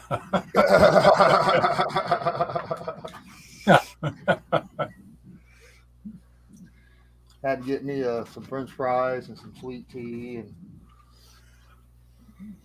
a double quarter pounder deluxe. Oh, there you go. Wow. We can't keep a gourmet burger around this area, man. They close. Nobody around here knows. It's not gourmet. It's McDonald's. They don't know what a gourmet burger is, man. I know. Around here, just like, are you kidding me? I do like their sweet teas, though. I think their sweet teas. I like their fries. Yeah. That's the only way I don't know where you drink tea down here is sweet tea. We have damn good. We have what may be the best burgers in the country, and that's Culver's. So those are Culver's really is good. Yep, Culver's is good. I know that Culver's was, I think 5 years ago, some company went throughout the entire United States and rated all the burger chains in the entire country. All right. And Culver's was rated number 1. Really? Over Five Guys and all that. Yeah. Now it had to be a chain, right? Right. Not, some local burger joint. Right. Mom and pop. Yeah. But yeah. What's really funny, you talk about hamburger, the best, and we still talk about, those of us that were around, the best hamburger that you could get in this area was at the bowling alley out on Barksdale Air Force Base. And that would be, and people, we still talk about those burgers from that little grill there at that 10-lane bowling alley, man. Yep. Somebody says a burger, and if anybody went to of course there's a bunch of Air Force brats like myself that live out here now, mostly in our parents' houses or not, Right. I bought my parents' house is 6 blocks down the road, but anyway. If somebody says something about a burger and everybody goes, "Oh man, I wish that freaking bowling alley was still open." Just all we talk about is that bowling alley. So absolute best burger I ever ate. The day spring came, the day that spring popped up, the root beer stands opens back up, right? All the root beer stands. Yes. And the drive-ins and stuff like that. And so I went to A&W. I was like, I ain't had A&W root beer like the hot dogs and all that, their foot long conies and stuff like that in a long time. So I ordered enough for me, my wife, and my son. Got a gallon of root beer to go with it, and $85. Lord. Yeah. Holy shit. Wow. Ouch. It was 75, and then I, had to tip them. And $75. I'm like, fuck. I got to give them at least 10. They That's were busy as shit too. That's a lot they of damn were hot busy dogs. as hell. All I got 5 foot longs and a gallon of root beer and a chili cheese fry. That's it? The foot longs were $10 a pop. Good God. Jeez. What do they put on their footlongs? Is there like a gold bar in the middle of them or what? I mean, they're good. Don't get me wrong. I'm not Yeah, paying $10 for a fucking hot dog no more. $10. But- I could go to Kroger and buy like 50 packages. I mean, they are good hot dogs, but Man, that's state fair prices there. and you can't find a parking spot in that place. No, that's Lucas Oil Around lunch Stadium and dinner prices. time, it is packed. That's Lucas Oil Stadium prices right there. Holy shit. And it's not like they're the only place in town that you can go and get food either. We got a lot of really good restaurants. That's about the only thing that Marion has is a lot of good restaurants. Not sit down like we don't. Right. The one thing we don't have anymore is buffets. Right. All of them shut down during COVID. None of them opened back up. Right. We have a lot of good sit down restaurants. I mean, we got like Texas Roadhouse and stuff like that, but Yeah. We yeah. used to have Golden Corral, but hell, I can't afford Golden Corral. Good God, man. That's a whole week's worth of groceries for me just for one night. Go to Copper Corral. Shit, they want $27 just for the buffet. I'm like, holy shit. Or I'm not Golden Corral. Texas Roadhouse. Golden Corral shut down. Yeah, that'll outdo your $75. You go there. The Texas Roadhouse is usually right around $90 to $110, depending upon what we get. That's for your first steak. Yeah. Well, generally I don't get a steak when I go. My wife and son get steaks. I get a slab of ribs. You get their porterhouse steak. Steaks. Because their ribs are damn good. Speaking of drive-ins, Kokomo, we have this place that's called Ray's Drive-In, Mm-hmm. known for the tenderloin. Mm-hmm. And oh my God, you order one of these tenderloins, and it comes, but it's on a regular bun. It's like a little bitty bun in the middle, and this thing is like this big. It can feed a family of 5, easily by itself. Same thing as Myers Drive-In here in town in Marion. Same exact thing. Yep. Best damn tenderloins ever. Mm-hmm. Good. I buy my giant tenderloins from our local meat cutter. Can't remember what they're called. Where you go buy, like they cut all their meats fresh, and that's what they do. They're Butcher. Yeah, butcher. Yeah, it's a mom and pop butcher shop. And it's been around since I was a little kid, since before I was a little kid. But yeah, they have giant breaded tenderloins. I just take them home and fry them up myself. They're you get about $4 a piece, which isn't bad. No. You get a big ass breaded tenderloin about literally the size of your skillet. It's cheaper than a $10 hot dog, for God's sakes. No lie. Well, I'll cook one up and I'll cut it in half. And I'll put half on a bread and half on a bread. Actually, I buy sub buns, Right. and cut it in half, and it fits perfectly on a sub bun. That's what I mean. You go to Ray's Drive-In, you buy one of these giant tenderloins, you cut along this side, you cut along this side, you wrap those two. So that's good for the next 2 or 3 days. You got more sandwiches. You eat the one that's just in the middle, and you're full, and then you got 2 more waiting for you. It's great.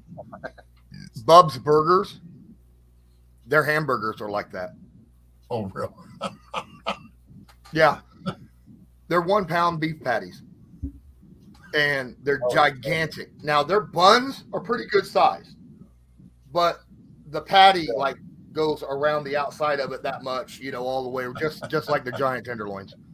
And it used to be that if you could eat that with the fries, the pickle, all in one sitting, they take a picture of you and put it up on the wall. Well, the wall was full, so now you have to eat two. Two of them. Oh, Lord. Damn. The wall was full. And then they and they don't just have beef patties; they have elk burgers, which is amazing. Do they have a free trip to the hospital when you're done, so you get your stomach pumped? Holy crap! Free birthday. Yeah, it is what it is. Ooh. I know we used to eat at a restaurant when I was driving a truck and go through Amarillo. There was a restaurant there that had a 72-ounce steak, and if you ate it and the trimmings, you'd get it for free. I would sure give it my best shot. Yeah, I know a lot of people gave it their best shot. I knew quite a few of them that were out in the parking lot puking it up too, because it was just too damn much. Wasn't that Uncle Buck? Yeah, Uncle Buck, John Candy, the home of the, what would they call it? The home the of the old 96er. Yeah, that's it. The home of the was hanging in that meat hook on the freezer, hanging in there.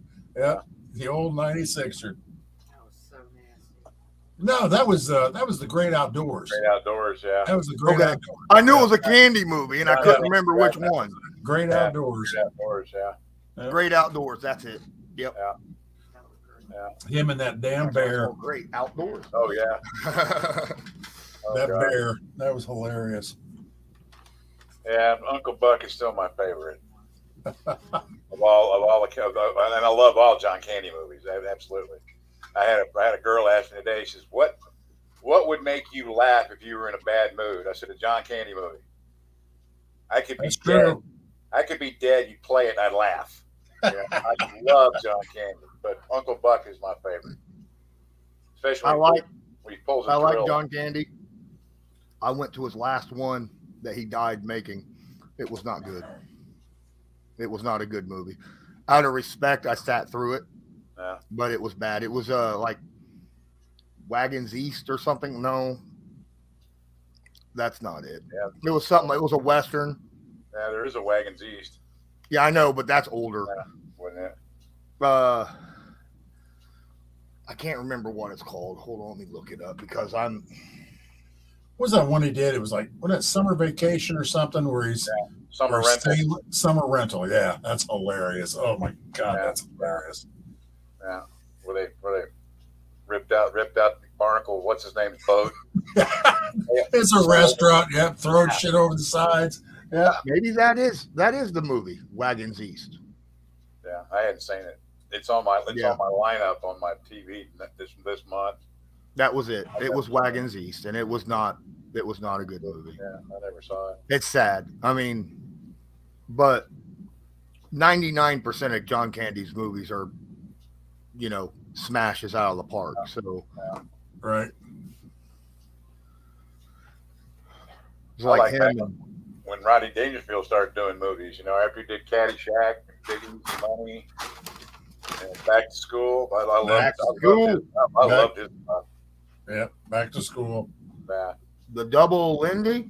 The Double Lindy. Yeah. Lindy. Triple Lindy. The Triple Lindy. Right. Yeah, it was a Triple Lindy. That's right. One to double. He was the Triple Lindy. Triple Lindy. His son did the Double Lindy. That's right. But he did the Triple Lindy. Oh my God. That's God, he was that poor man was old when he started. I mean, the first movie was Caddyshack. He was already in his 60s. kids nowadays wouldn't even know what the hell we're talking about. Oh, I know.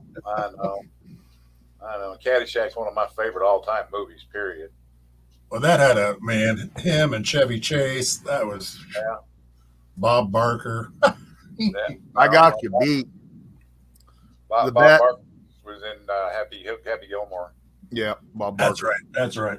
My first comedy movie that I ever watched that I absolutely fell in love with. I think I was 5 years old. It was Oh God. with George Burns. George Oh yeah, Burns, I remember that. John Denver. Yep. I remember that. Yep. Haven't Yeah, seen that in a long time, but I You say remember. George Burns to any kid today, and they'll be like, "Who?" Well, you say it to a lot of old people that go, "Ooh." George. There are people my age that don't know who George Burns was. George and Gracie. George and Gracie.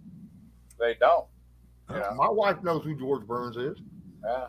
Yep. Great George and Gracie. Mm-hmm. Yeah. Not everybody. You know, not as many people know it as you think. Like I said, there's a lot of people my age. I'm 66. There's a lot of people my age that don't know who George Burns was. It's like, some of those old movies with Jack Lemmon and Walter Matthau. The Odd Couple. Oh my God, that was hilarious. Hilarious. Oh, but some of the other ones, Mr. Roberts. Yep. Jack Lemmon and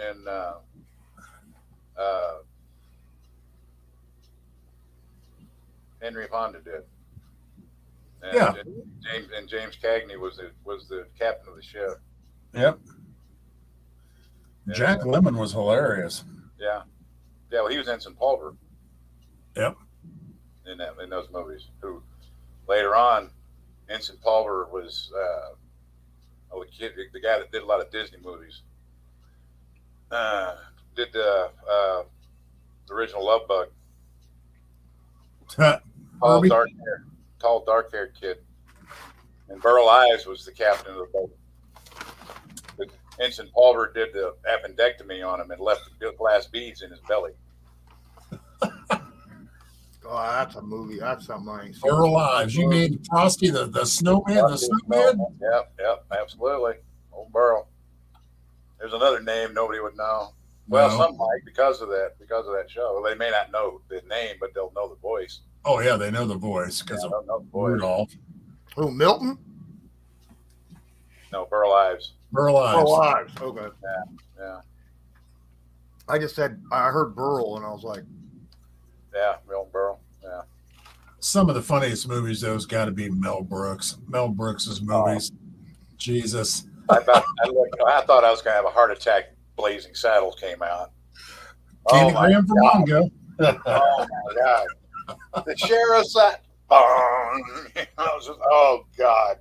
Well, it depends. Are we black? well, between that, didn't he do Spaceballs too? Yes, he did Spaceballs. Oh yeah. John Candy was in that. Yeah. Young Frankenstein. Yeah. Yep. He did Young Frankenstein, silent movie. Yep. And Marcel Marceau, the mime, was the only one that had a word that said any words in that movie. Silent movie, yeah. History of the World, Part 1. Oh my God, that's hilarious. Yep. And nobody knows about those movies at all today. Nobody. I was waiting for him to do Hitler on Ice and Jews in Space, but he didn't get that far. That was the upcoming scenes during some of his other movies. They were, oh, man. Did he do Men in Tights too? I think he did. Robin Hood, Men in Tights. He might have. I don't know if that was Brooks. I remember seems like his style movie. Well, yeah, it was kind of that way. Yeah. No, I'll look it up. Men in Tights. Let's see who did that. We're Men in Tights. Yeah, it is kind of a. That is a Mel Brooks style movie. So yeah, it is. And it was funny. I haven't seen that movie so long. I don't know because he'd be in it because he always does a cameo somewhere or sometimes has a major part, like President Scrooge. Yep, Mel Brooks, back in 1993. Mm-hmm. I think Richard Lewis was in that movie.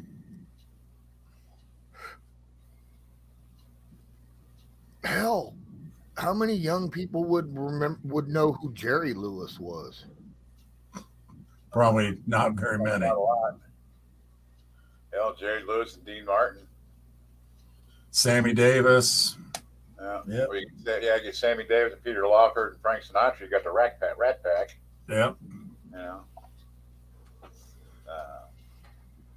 Yeah, how many would know Frank Sinatra, for crap's sake?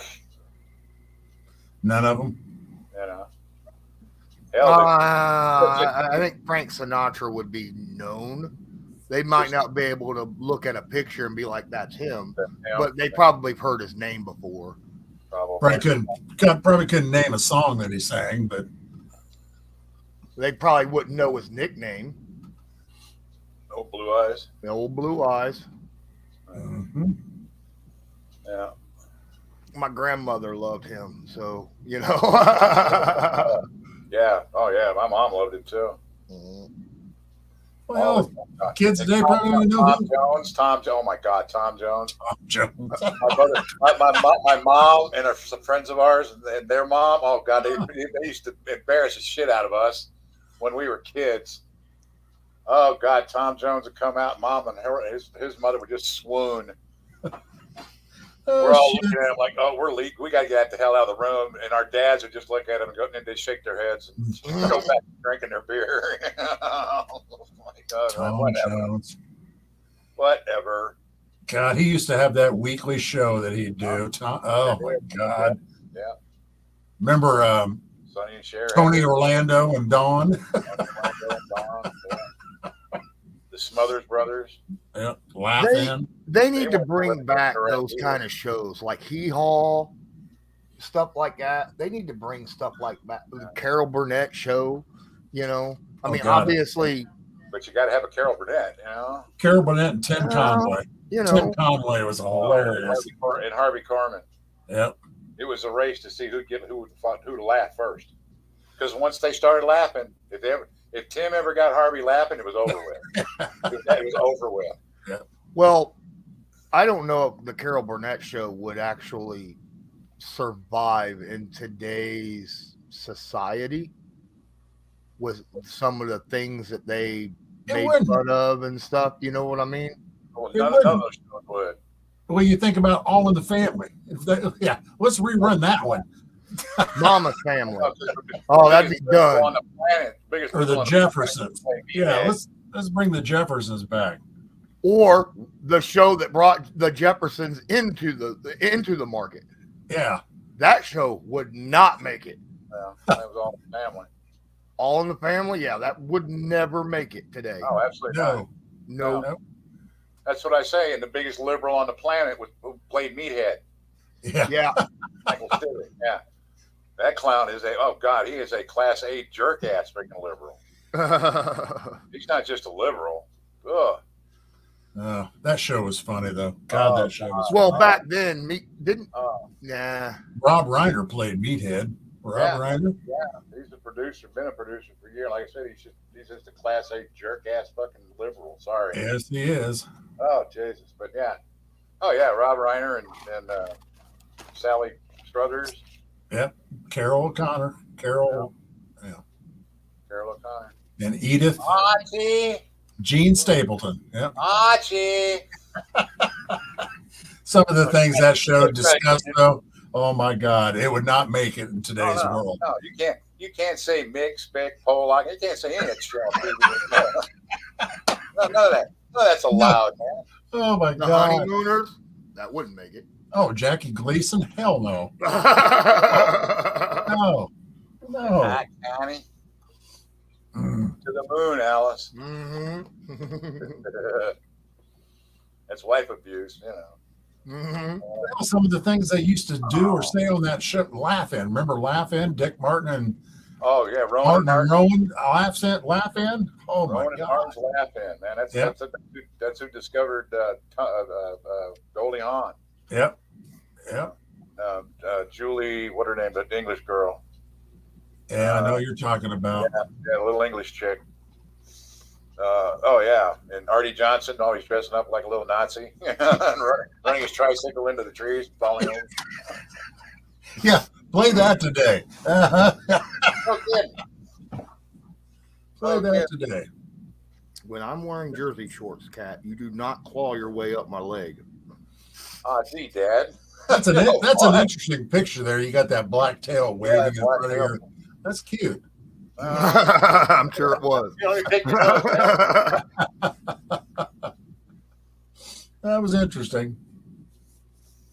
Yeah. Oh God, yeah. Some of those shows.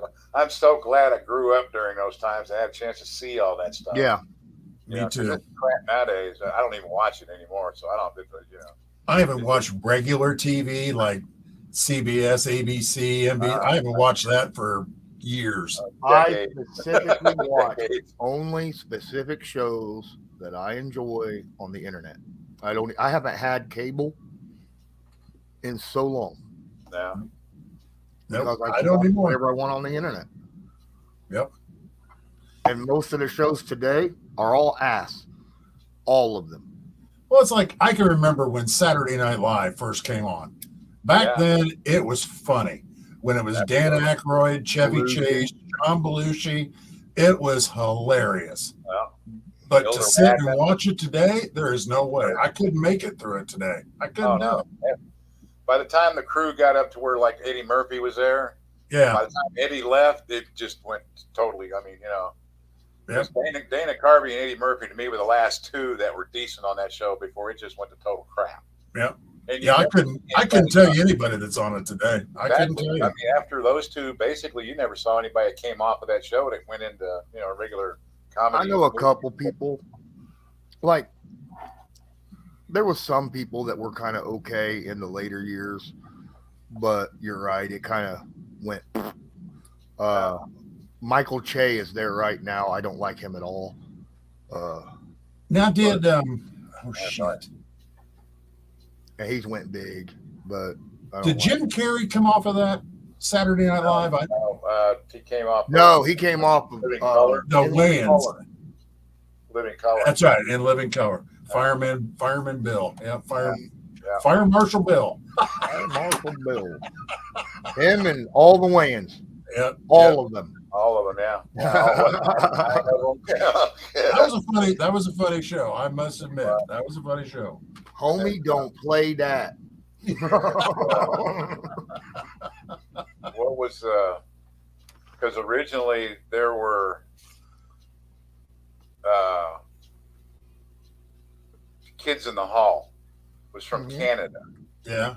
Because those were the guys that didn't get across the border with Dan Aykroyd, and then when they slipped across the border and came down here and ended up on Saturday Night Live.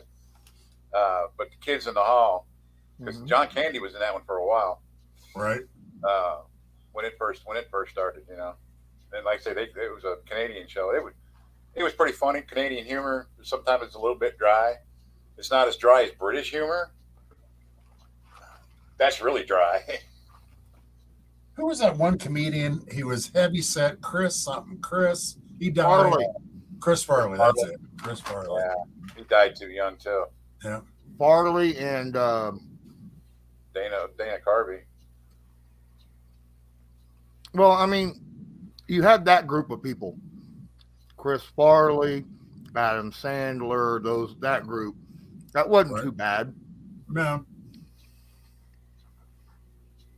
Yeah, Adam Sandler's done well for himself. He's He has. He has. I'm not a fan of all of his movies, but I do like Happy Gilmore. There's like There's 5 a or 6 couple of them I that like. I'm okay with. The rest of them are kind of ass, but Happy Gilmore's good. The ones where the grown-ups and grown-ups too.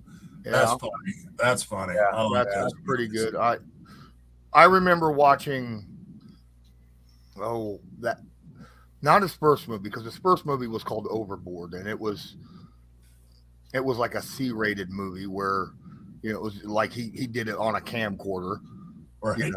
But the next movie after that, Billy Madison. Yeah. That I remember watching. That was the first movie I ever saw him in, and there was funny parts in it.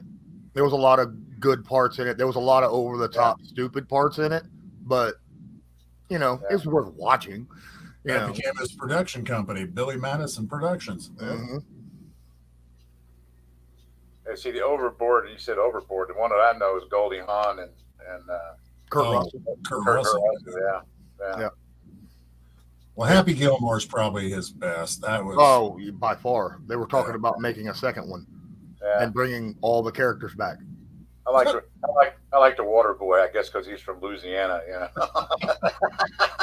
That's probably one of his most popular movies.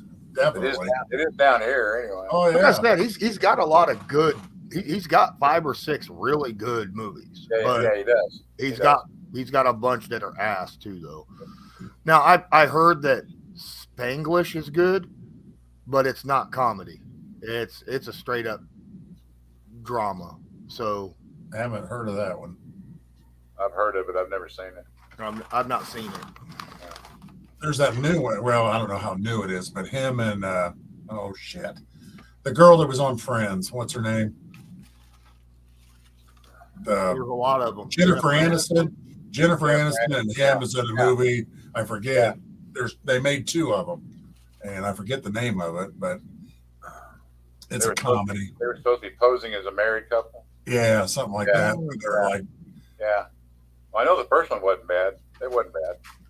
they made a second one, and they're supposed. I haven't seen them, but they're supposed to be pretty good. I don't think I've seen the second one, but I remember the first one. Then it was pretty good. It was pretty good.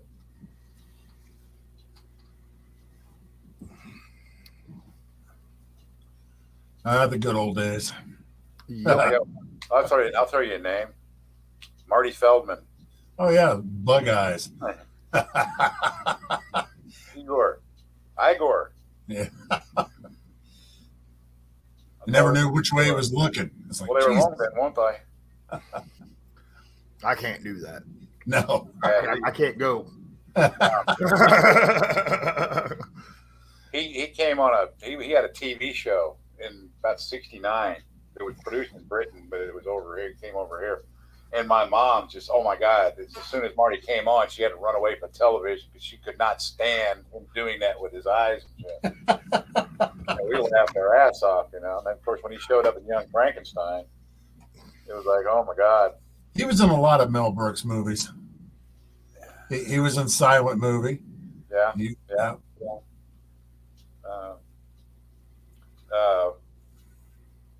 What's her name? The one that played Frankenstein's wife. Oh, God. Yeah, her. and She was awesome. She was also in Blazing Saddles. right. She was the bar singer with the German accent. Oh, Madeline shit. Kahn. Yeah, that's it. Madeline Kahn. You know what? I watched movies of her. That woman was good looking. Oh yeah, she was. She was. I don't know. I guess I didn't really think about it back then, but I see her now. But damn, that woman's beautiful, man. I didn't realize how really pretty she was. And of course, Young Frankenstein, I fell in love with Terry Garr, which who did, including David Letterman. You know. Oh, Dave Letterman, Yeah, the Well, weatherman. you talked about geez. dry English comedy. Were you into Benny Hill? Oh God. I like yeah. Benny. Oh yeah, My Benny Hill and Mr. Bean. My mother was into Benny Hill. My mother was into Benny Hill. Okay. I'd get embarrassed watching Benny Hill with her sitting there, laughing her ass off, and she had tapes of the Benny Hill show. I'm like, damn, Mom. Well, see, there was one thing I found out. Okay, my family, my dad was sarcastic. Okay, and which is where the rest of the family gets it from. What I didn't really realize was till after my father died. And I started going over to the house and be with Mom in the evenings, 2-3 nights a week, because I only lived 6 blocks away. My mother was a smart ass. She wasn't the sarcastic. She was a stone cold smart ass. And I went, Mom, where has all this been for the almost 50 years? Well, your dad had to claim on the sarcastic. I said, but Mom, you're not sarcastic. And she just gave me this freaking shit-eating grin. Oh, we've missed all this talent for all this. Holy stuff. Oh, she said some shit. I was sitting in the chair and she said shit to me, and I'm like, Mother. Did that come out of your mouth? Exactly, man. I heard my mother say shit one time prior to that. In all my life, And matter of fact, it was the same weekend my father said shit. First time I'd ever heard him say it in my whole life, and I was in my 40s. Wow. I heard my parents would say shit and damn occasionally, but I'd never hear them say anything harsh. You know what I mean? Right. And then once they split up and got divorced, Yeah. wow. You know, once I became an adult, my parents are people too. You know? I didn't know you knew these words. Yeah. Oh yeah. Yep. And now Yeah, they didn't drop, you know, F-bomb left and right or nothing, but you But know, every when once it in a was while, called one would. for, it was called for. I was going to say one would sneak out every now and then. Yep.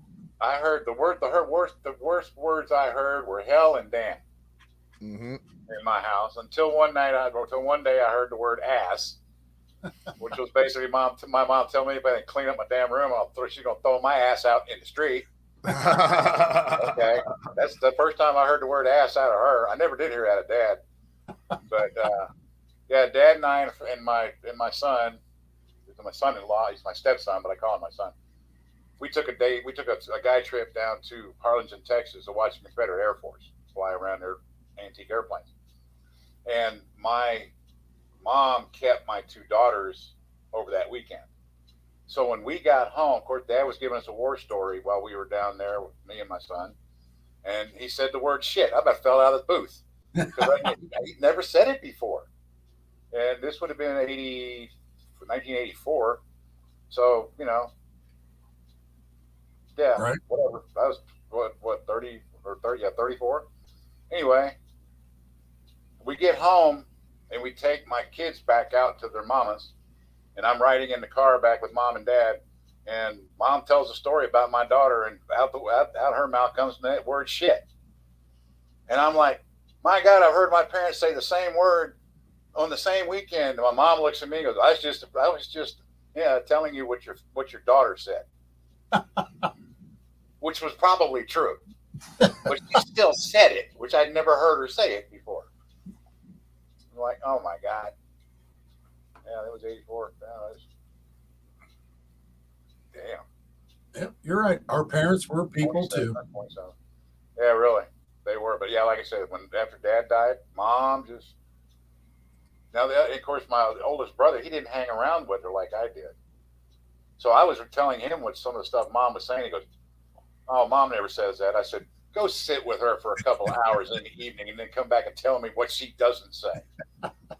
Now and what I can say is there's a possibility she may not have said that in front of him, but she knew she could say it in front of me, and I just laughed with her. Right. She knew that she because she heard me cussing enough, so she knew. No, she couldn't come up with a word that would shock me, except for the fact that she was saying it. That's what shocked me. You know. Anyway, yeah, like I said, they were people too. It was fun to learn that fact before they passed away. Just put on a Benny Hill tape. Yeah, exactly. Oh God, yeah, Benny Hill. She loved Benny. They watched LPB down here in Shreveport plays all the English, all the English quote unquote comedies, and Benny Hill. That they did that for years, and Mom and Dad faithfully watched all of it. Wow. All of them. And then, like I said, I went over there one day and I said something to Mom, and she goes, "Oh yeah, there were, something over in the credenza where they kept the tapes." And I opened it up, and there's like 6 Benny Hill tapes in there. And I said, "So who's the Benny Hill collector?" "Oh, they're mine." I went, "Okay, all right. Can I borrow one?" "Sure." Oh dear Lord. It's freaking porn, you know. Pretty much. I mean, it's on the tapes. Look like holy, because it's stuff you didn't see on the TV. Yeah, Right. yeah. Naked I was women like, holy running shit. around, all that stuff. Yeah. And she got on my ass for having a Hustler magazine in the house. Yeah. Good Lord.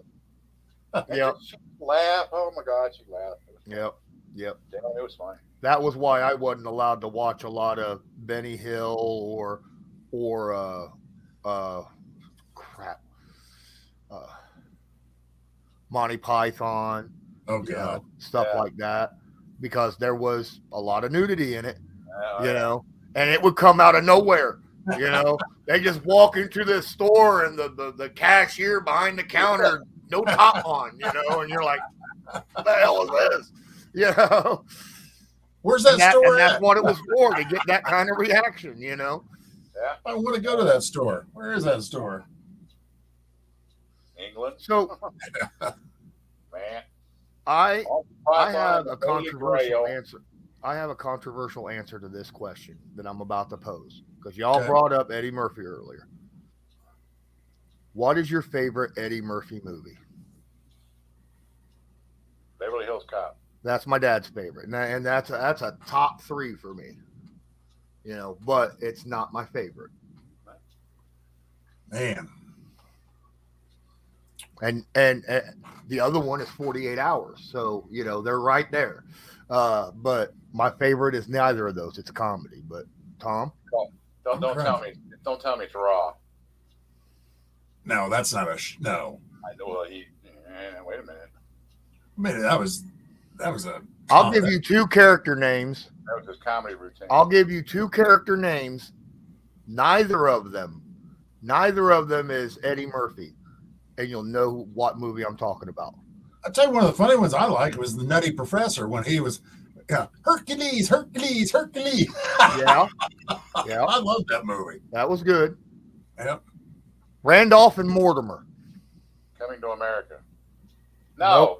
For Trading Places. Trading Places. That's my favorite. That's my favorite Eddie Murphy movie. Jamie Lee Curtis. Yep. And boobs. I don't care. Jamie Lee. Dan Aykroyd. Still got nice tits. Bellamy. Yep. All of them. Yeah. And the future Minnesota Senator Al Franken. He's in. Oh God. Yeah. He's in. Yeah, that was my favorite, just because the content of it was, the idea of what, that transpired. It was great. I loved it.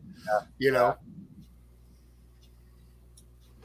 And then the Randolph and Mortimer thing played on for decades afterwards. Oh yeah. He kept handing them wads of money. They were destitute. Another movie and a bag of money. Yep. Like, Mortimer, we're back. Oh God. Speaking of comedy routines, I always used to like to watch Richard Pryor. Richard Pryor live, hilarious, hilarious. Oh God, yeah. Before or after the cocaine? Before. Yeah, that was before he set himself on fire. Yeah, before he was just to me he was just hilarious. Oh geez, yeah. Him and George Carlin ran neck and neck.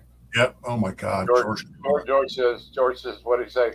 Richard had a heart attack and I had a heart attack. And Richard had a heart attack and I had a heart attack. And Richard set himself on fire and I had another heart attack.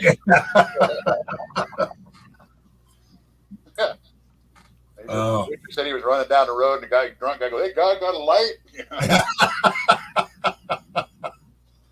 Oh, yep. Oh yeah, Richard was Mudbone sit out in front of the barbecue shop. And he did stuff and he spat. Yep, fart Yankee Doodle. Oh yeah. I didn't know who Richard Pryor was until, was that Superman 2? Yeah. I think that was the first time, because my parents kept me, because of his comedy was out there, not for young children. Right, it wasn't. Did you ever see him in Silver Street? He was good in that with Gene Wilder. He was good in that. I've seen a lot of his shit now. Yeah. What was the other one where they got caught slowly robbing a bank and went to prison? Broke out of prison. They did the rodeo, broke out of prison. Yeah. I forget the name of it. Yeah. Oh shit. That one. Well, anyway. Richard, that movie. Richard was. Richard was Richard. But the problem is, see, it's hard for me to rank Richard Pryor, George Carlin, and Robin Williams, because those three are like kings. They're legends. Yeah. Well, yeah, they're absolute legends. The reason I would rank Robin over any of them is the fact that he was diversified. Mm-hmm. His comedy was so different in multiple ways. Where George and Richard were basically stand-up comics. Robin went way beyond just being a stand-up comic. Oh yeah. And of course he did different voices, he did different personalities. He was. And then on top of that, he would do drama pieces and do a damn good job at it. Yeah. Right. Yeah. Wasn't that movie Stir Crazy? Yes, that's it. Yep, Stir Crazy. That's it. And I forgot Richard Pryor and Gene Wilder were in Blazing Saddles. I forgot. I didn't know Richard Pryor was. Yeah, he was in it too. No, Richard wasn't in it. That's what it's saying right here. No, Cleavon Little was in it. Yeah. Sheriff. Cleavon Little, he was the sheriff. He was Sheriff Bart. Let's see, because I brought up. That was one of Gene Wilder's first movies, and Young Frank second Right. movie. I don't know. They're wrong, but you're right. It was Cleavon Little, but Yeah, Cleavon was He was originally. Bart. Pryor was supposed to play Bart, oh, okay. Okay. but he couldn't afford Pryor. So we had to go to plan B. I did have the privilege of seeing George Carlin live. Oh my God. I bet that was good.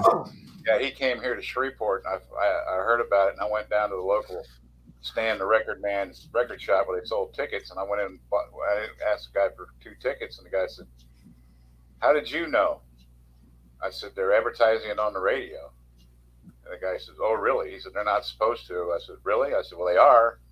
I want to get tickets for it." They weren't supposed to start selling tickets till the next day, so I had a choice. I was center, right up his nose, front row center, wife and I, right straight up his nose.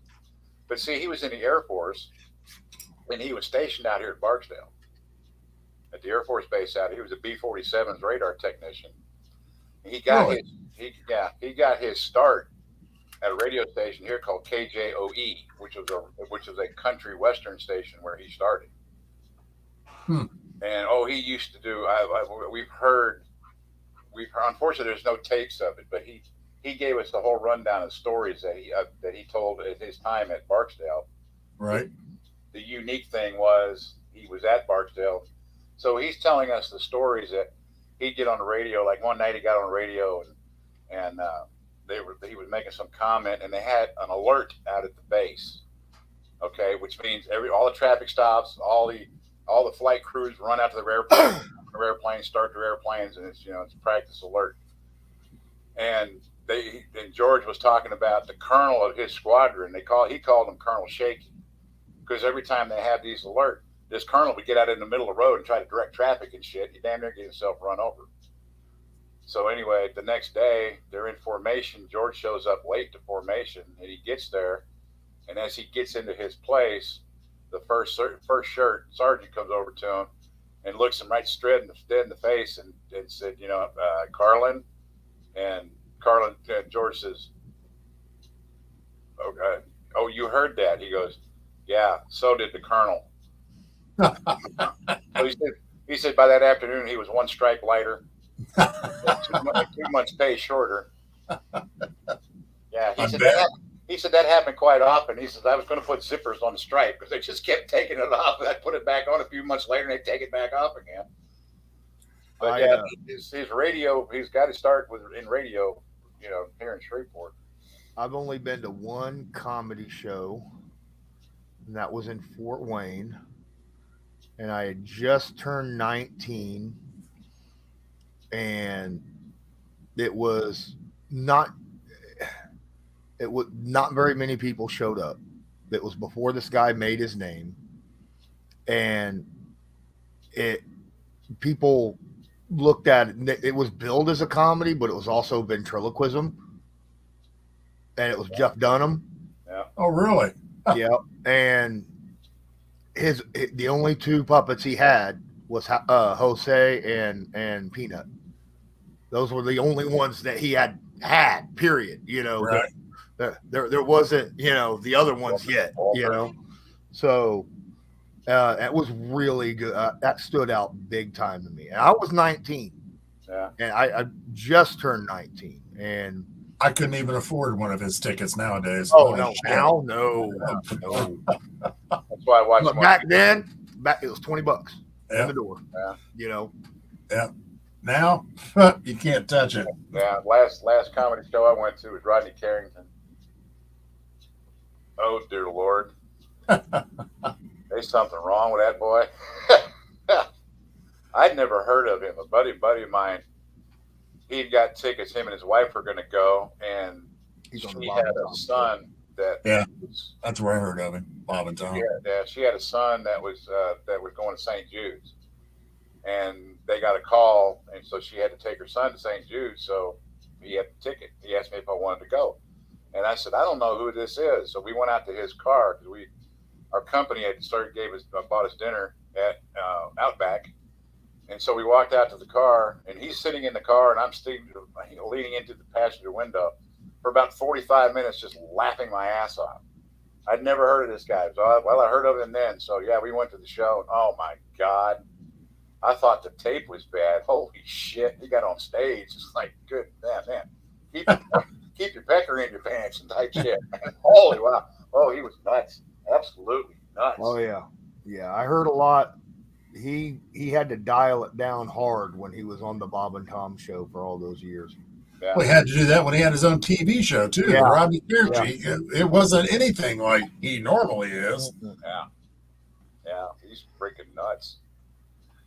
Now I went to a comedy show. I saw where it was Larry the Cable Guy and Bill Engvall. Bill Engvall, and who's the other one? Jeff. 3 or 4 of them. 4 of them, yeah. Jeff Yeah. Foxworthy. Jeff Foxworthy, Larry the Cable Guy, Foxworthy, and Bill Engvall, and Ron White. Ron White. Yeah, Right. Ron wasn't necessarily with him all the time. No, I saw Ron White by himself, and he was hilarious by himself. did he have Tater Tot with him? He had tater tot, yes. Tater salad and tater Call salad. me Tater Salad. Salad. Yeah. Oh. I still think Bill Engvall's the funniest of the 4, though. Here's your sign.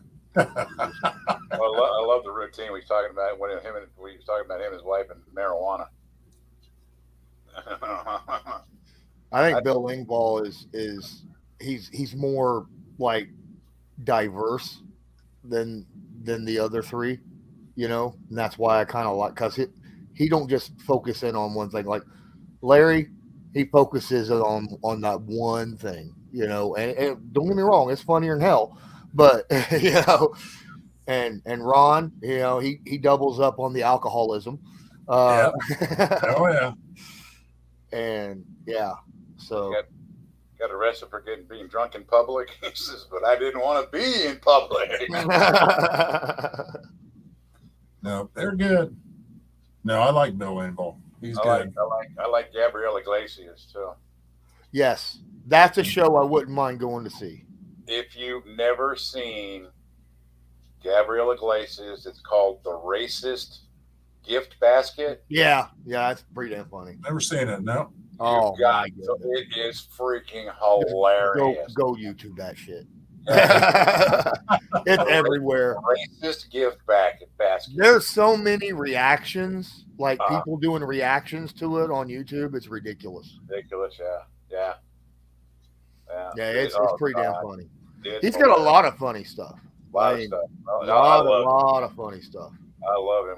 He was talking about when he first got together with his girlfriend. She had the son, and he could hear the what the hell was the damn dirty channel back, and it wasn't Playboy channel, it was one of the other ones. anyway, back in the day on cable, and he said he could hear because the sound from his TV and the sound from the kid's TV was just a little bit off. Mhm. You know, so he could hear the kid doing what he was doing back in his room. Next morning, he's coming out telling the kid, "Oh, you're a man now." You know? Yeah. Just Tom, just look up Fluffy. Oh yeah, Oh yeah. Yeah. Well, I know who Gabriel is. Yeah, I've seen him. Yeah. He's got a hell of a Volkswagen collection. Volkswagen Oh, Bugs. He loves ever. Volkswagen Yeah, Bugs. yeah. But we were talking about like your icons of comedy and whatever. I'll tell you who was that I miss the most, because anymore, like these late night shows, they all suck. They're horrible. Oh God, yeah. But the master, the one that brought a lot of these talents that we're talking about today, brought them was Johnny Carson. Here's Johnny. Johnny Carson. And Oh yeah. him and Richard Pryor. Oh my God, it was hilarious. Him and you did that one with Robin Williams and Dom DeLuise. yeah. Oh my God. Yes. You know. Yes. Oh my God, man! Come on. And Johnny's over there just dying. You know, all you can see is him. He's over there just he's just dying laughing. Yep. And those two are just playing off of one another. And that was the great thing about Robin. I don't have the hat, but it's the Karnak. Yes. Yep. Karnak. Karnak. He was awesome. Me and my mom used to stay up late and watch that at night. It was awesome. Yeah, it was Johnny Carson. I remember that show. I My remember dad quit watching the Tonight Show when Johnny left. It never was the same. Jay Leno could not compete with Johnny Carson. I'm sorry. It never was. Nope. It was. It's kind of like Ed Sullivan's show. Yeah. You had a Stone Cold variety show, and that's exactly what it was. But that's where the Beatles went when they first hit the U.S. was the Ed Sullivan show. I mean, that was right. the Ed Sullivan show. You were something, you know. Well, that was where Elvis was on there, and all sorts of people. Yep, you're right. Actually, George Carlin did a thing on Ed Sullivan before he went to the Tonight Show. Did he really? Yeah. Huh. Yeah. But I think on Tonight Show he did Al Sleet to hit. I remember Robin Williams on there quite a few times. I remember. Yeah, I remember when Don Rickles used to come on, Johnny Carson. Oh my God. I remember Rickles and Robin Williams on there at the same time. Yeah. The master of the insult, personal insult. I remember when Rickles came on with Robin Williams and Carson couldn't say a word edgewise the whole show.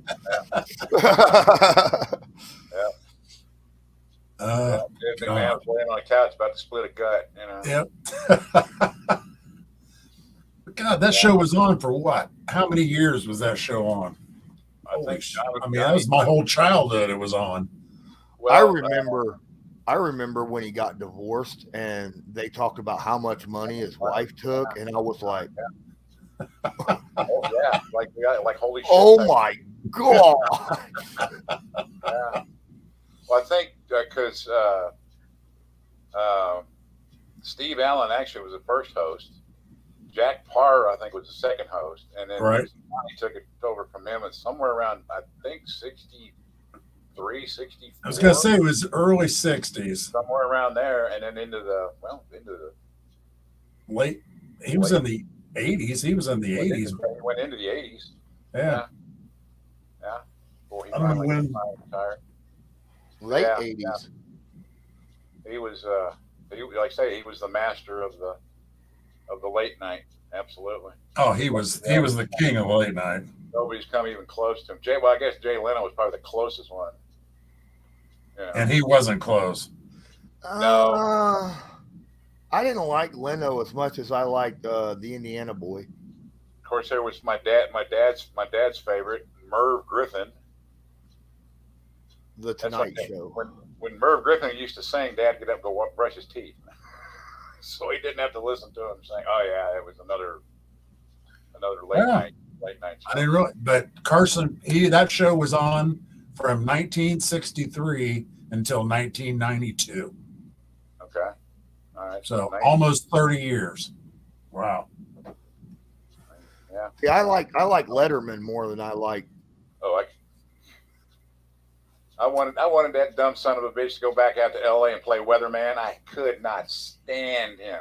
Even when I found out he was a Colt fan, I couldn't stand him. He was an Indiana weatherman.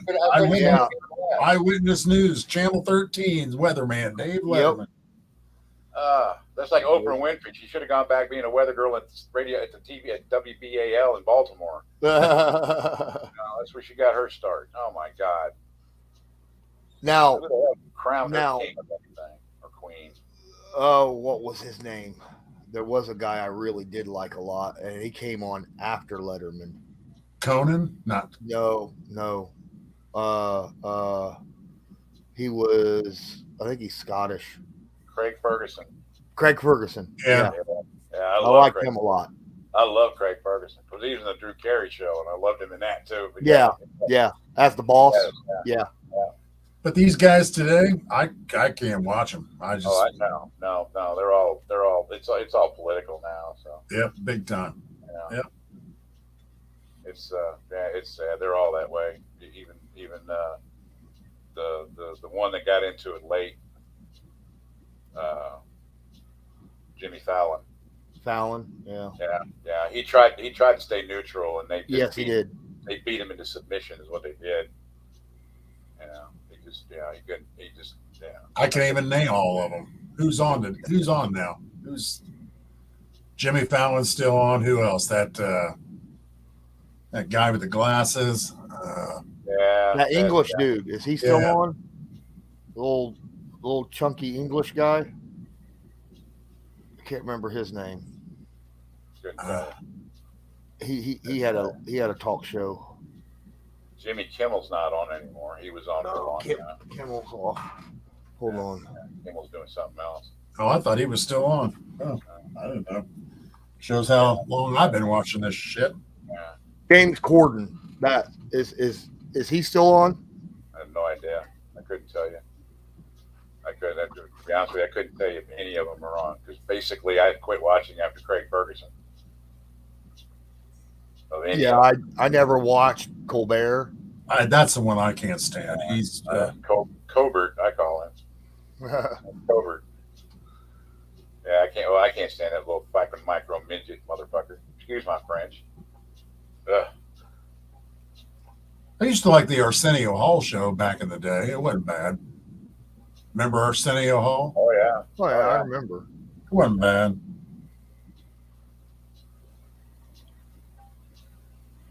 I didn't watch much of it. I did watch a little bit of it, but that was kind of beyond my talk show. Yeah, I was a little. I didn't watch it too much. Hell, he was Merv Griffin, Dick Cavett. Remember the? I remember Dick Cavett. Well, I remember both of them. Dick Cavett. Yeah. So I say, Dad go up and brush his teeth when Merv Griffin came on and sang. when he sings, that's when Dad would disappear. Otherwise, he was a faithful Johnny Carson watcher. But I think Merv came on. I don't know if he came on after Carson or he came on at a little bit different time. I don't know, like a half hour earlier or later or something. Right. Because otherwise, Dad was watching Carson. Unless there was somebody on Carson that Dad didn't like, which there weren't many of those, but there were a few. But you always get a chuckle out of Ed anyway, you know.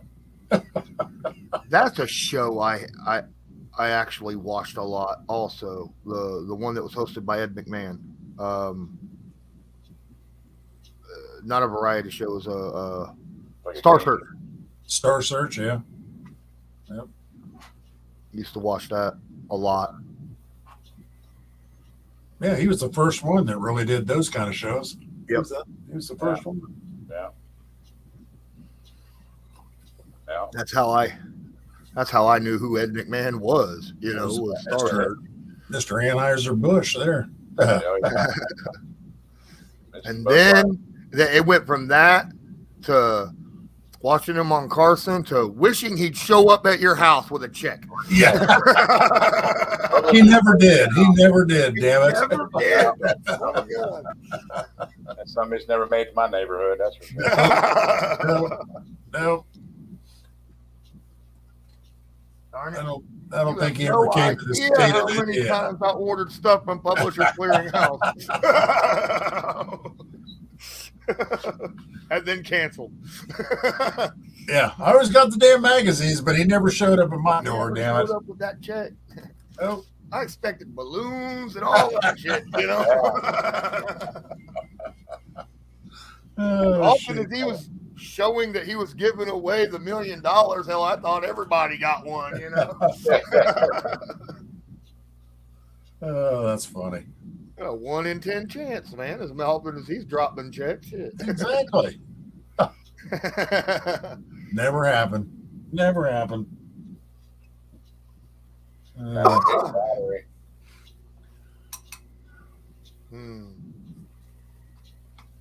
Yep. Like I said, the good old days. Yeah. Back in the ancient days of yore. Feels like it. It does. That's why I've talked about it for months, you know, where I've been going back and watching old shows, you know, like Mork and Mindy and No, they just Mama's Family and all that, you They know. don't make them like that anymore. They just don't. Benson and stuff. Yeah. Oh, I used to love Benson. Benson and Soap. So I'm saying so. I didn't watch Soap. I know that's where Benson came from, but Yeah. I rewatched the entire Benson show right after I watched all of Mork and Mindy. Yeah. Soap was the first one with the gay. Billy Crystal played the gay son. Yep. That show was definitely odd. That wouldn't make it in today's market. No. It was definitely between Jessica and Charles, and oh my God, yeah, and the other family. Oh, good grief! Well, that show wouldn't make it. Well, it's like hell, even now, even today, this show hadn't been that long ago. But hell, I don't think Married with Children would make it anymore. No, that show's really not that old. I mean, it's just not with the insults. No way. But no, exactly. I don't know. Oh, you might have hurt somebody's feelings. Oh, Al had hurt everybody's feelings in about 10 minutes. Didn't care. Yeah. Absolutely. It's just like, man, no sense of humor, man. Just everybody's so dadgum serious about everything. Oh, afraid you're going to offend me, or you are going to offend me. And, yeah. Well, I got a couple of good ideas about what you can do when you're being offended, you know. I still, to this day, obviously on YouTube, there's a bunch of clips of all of Al's insults, right? Oh, yeah. But the one insult that happened, he didn't even have to do an insult. It was just a clip of him. You know, he loved the movie Hondo, right? Right. And every time he go to sit down to watch Hondo, something would interrupt him, you know. So he finally got to sit down to watch Hondo, and his mother-in-law started to cross in front of him as the show begins. And then by the time she got past the credits, was rolling. Oh, hell. They don't make shows like that. Well, you had a wide load placard on that one. They don't make shows like that anymore. Like she definitely, his mother-in-law was definitely someone that showed up at his shoe store to buy shoes. Of course. That's funny. Yeah, I guess not watching shows nowadays. I don't know what. You know what? I think the last time I sat down and watched the sitcom was when Roseanne came back. Yeah, I didn't watch. When he came back after. I watched it when they came back, a few years ago, and then when they did their little stunt that they did, and of course I knew Darlene was in the middle of the whole damn thing. Right. I absolutely quit watching it, and I was surprised, I guess, that it was actually still on the air. The last time I saw John Goodman, that man looks really bad. Yeah, he looks really bad. Yeah, lost a lot of weight. Yep. Yeah, Last I mean, sitcom I enjoyed was he was a Big thumb Bang on Theory. a freaking commercial about playing slots and free slots on TV. Right. And he was the thumb, and I'm like, even playing the thumb, he looked terrible. But it's like, holy shit. What show was that, Lawrence? I said the last one that I watched was The Big Bang Theory. I loved that show. Big Bang Theory. Mhm. We've got Which, a little- speaking of Roseanne, plenty of characters came from there. You know, not the characters, but the actors. actors, Yeah. yeah. Oh yeah, I said it's been so long since I've watched normal TV. I can't even think of the last sitcom I watched. that was the only one I watched. It was on purpose because I wanted to see. But I always liked Roseanne. Right. I liked her as a stand-up comic. Right. But So so Roseanne's sister plays Sheldon's mom in the show. Right. Roseanne's daughter was a love interest in the show multiple times in The Big Bang Theory of Leonard, who Right. was the love interest of her in Roseanne. You know, there was a lot of stuff from Roseanne that went to Big Bang. Yeah. I think actually I enjoyed Big Bang so much. It's probably my most rewatched show I've ever rewatched. Like between that and Supernatural. I like Supernatural TV series. But I lost Big Bang Theory. I guess after about the third season. yeah, there was I guess I was right at the point. I guess in my age where when it first started, it was kind of funny. mhm. But after about the third season, it got like it was just kind of less and less funny, and It became more of a family show. Yeah. So, Yeah. I mean, it still had its comedy, but it was more.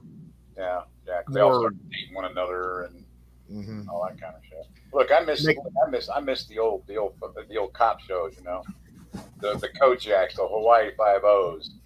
Oh yeah. Cannon. Dragnet. I was thinking to say Cannon. Dragnet. Dragnet. One of my favorites was Mannix. Yeah. I love Joe Mannix and Peggy, his secretary, the black lady. The Mod Squad. Oh yeah, oh god, yeah. Oh dude. Speaking of Dragnet, the movie, that was freaking good. Yeah, it was. Yeah, well, Dan Aykroyd did a pretty good job Mm-hmm. playing Joe Friday. Yep. He did a pretty good job. Blues Brothers. Awesome movie. Yep. Awesome movie. We are on a mission from God.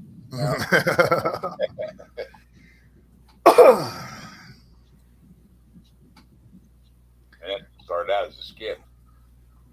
Yep. Saturday Night Live. Live, yeah. Yep. So, remember Samurai Laundry Yes. and no Pepsi Coke or no Coke Pepsi?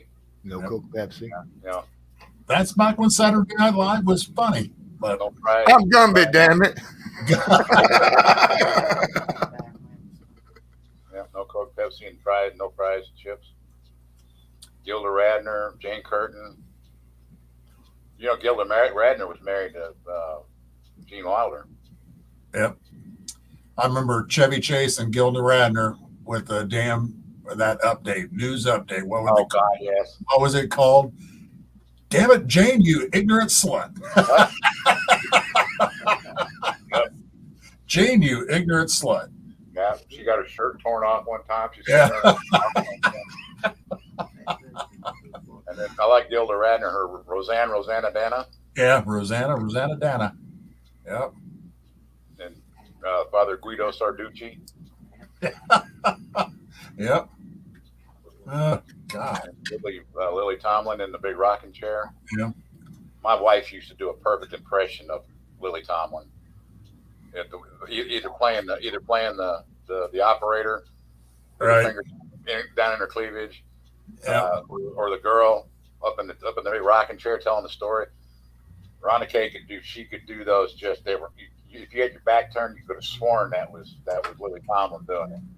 And that's the truth. Yeah. Yep. Yeah. Oh God. And she pulled that on me a lot of times, and that's the truth. Yes, ma'am. What do you do? You know. Yeah, I miss her. Dukes of Hazzard or the Beverly Hillbillies? Beverly Hillbillies. Oh, Sorry. Beverly Hillbillies, of course. Sorry. I Jed. know Dukes of Hazzard was a very popular show. I watched it Oh, too. yeah, you know. yeah, The only thing I watched that show is for Daisy or Daisy Well, Dukes. That was it. Oh It was man, I like love the anybody car. watched it was The for Generally. Yeah, I love the car. Yeah, well, It's like, you watch Knight Rider for the car. that's true. I mean, That's true. That's true. And car, not just. I just remembered. Yeah, Kit never impressed me that much, so I didn't watch a lot of Knight Rider because I couldn't stand old Dusseldorf there. Dusseldorf. But what's his dwarf?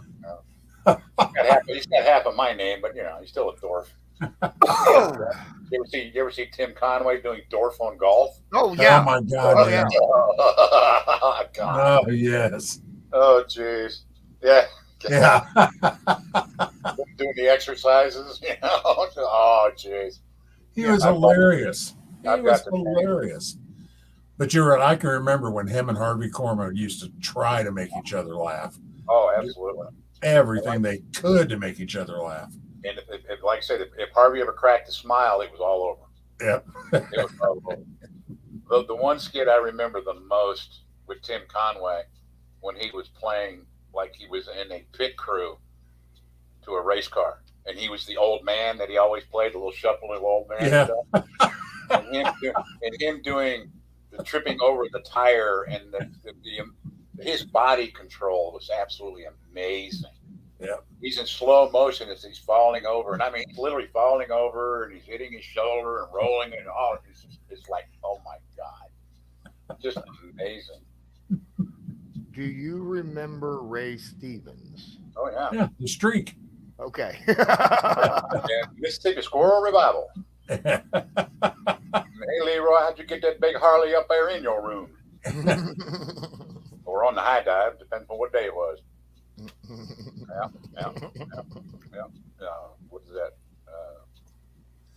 Oh yeah. We know Ray Stevens.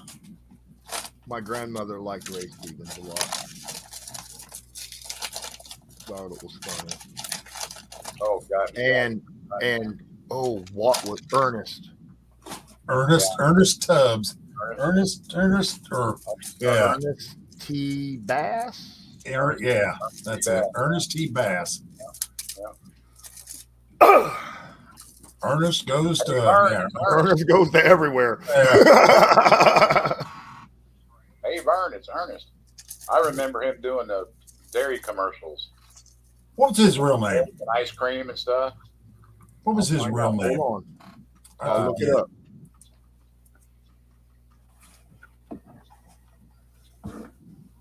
Ernest T. Bass' real name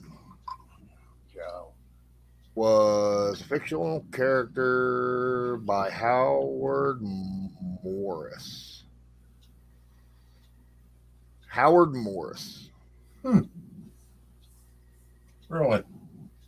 Good thing he did Ernest, otherwise nobody would ever know him. Yeah, exactly. You know where Ernest T. Bass first came from, right? Andy Griffith. Yeah. Yeah, I'm just making sure. He used to roll the rock through the glass.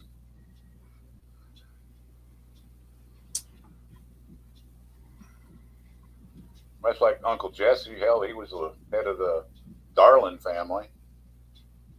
Uncle Jesse from Dukes of Hazzard, he was head of the Darlin family. Well, when you also talk about Ernest, you talk about Jim Varney, who played Ernest. Barney. Jim Varney. Yeah. Ernest goes to camp. Ernest goes that was Ernest. That's Jim Barney. Yeah. Right. Yeah. Thought it was Jim. Yeah. But I also remember Now you got me all screwed up because now you got Barney, and we were just talking about, the Andy Griffith show. Well, I remember Ernest T. Bass from Andy Griffith, but I never knew his real name. But Ernest. They tried to put him. He tried to get in the army too. Ernest. Hold on, Ernest. Andy Griffith. Okay, Gomer was on there. Who was the other, the mechanic on Andy Goober? Yeah. Yeah, that was What was his real name? Gomer's cousin, Goober. What was his real Goober. name? Goober's real name? Yeah, because he did other things, but He was on Hee Haw a lot too. yeah. Judy. Goober Pyle.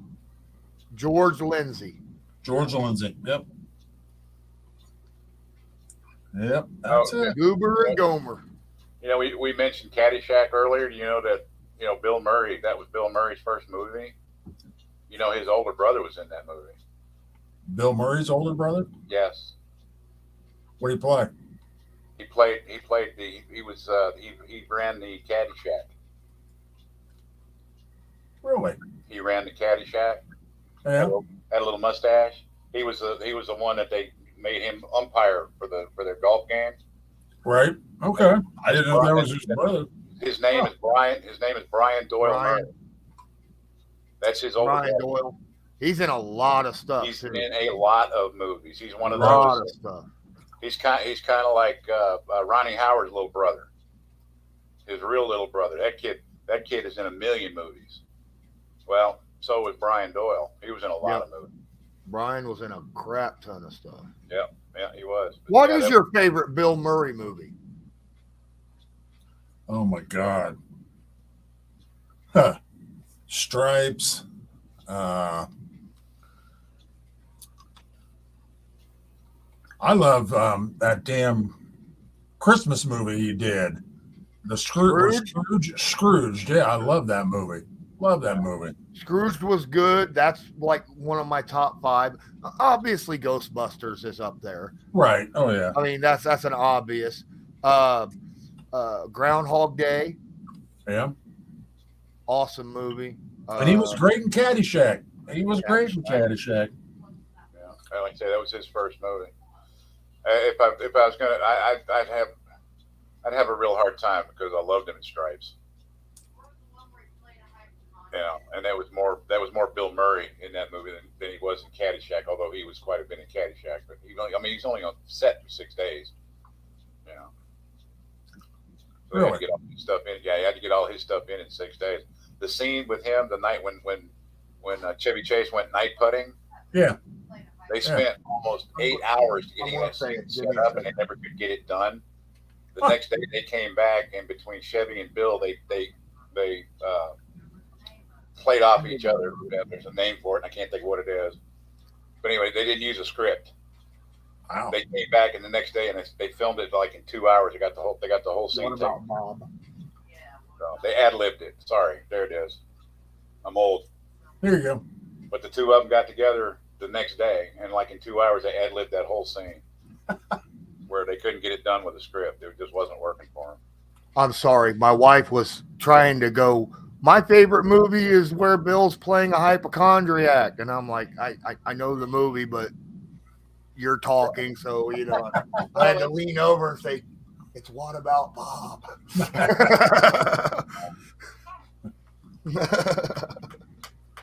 Come to think, it probably is Ghostbusters is probably one of the, yeah. I mean, Ghostbusters is obviously, in the top 5 of all time Bill Murray movies. Yeah. It is. Oh, yeah. Well, it's him and Dan Aykroyd. He didn't have many more than 5. I mean, he's got a lot, but they're mostly independent. Groundhog Day didn't impress me. I liked Groundhog Day, actually. I thought Scrooged was great, too, though. I love Scrooge. Scrooge was good. I especially love the one ghost, the little blonde girl, whatever her name, Diane, whatever. That chick, man, I loved her in that movie. Absolutely. She gave him the what for, boy. That's right. I mean, Carol. I didn't know it. She was the ghost of Christmas Future. I thought we said she was cute anyway, but oh god, yeah, in that movie she was. I like girls with weird voices, and she has one. That's like my wife had a very deep voice. It was really funny. She had a very distinct voice. When she hollered in the bar, everybody heard her. Carol Kane, that was her. Carol Kane. There it is. Yeah, she was in a couple other movies. I just think she's just adorable. It's kind of like my cousin Vinny, Marissa Tomei. I got this thing about girls with New York, New Jersey accents. When I used to drive a truck and I'd get stuck up in that area, I'd just sit in the parking lot and listen to CB because it's 65% women and 35% men. Right. Okay, up there. So the women are on the CB and they're trying to hook anybody, any male that's breathing. They're trying to hook up with them. They don't care if they're driving a truck. They didn't give a shit. So I'd sit in there was a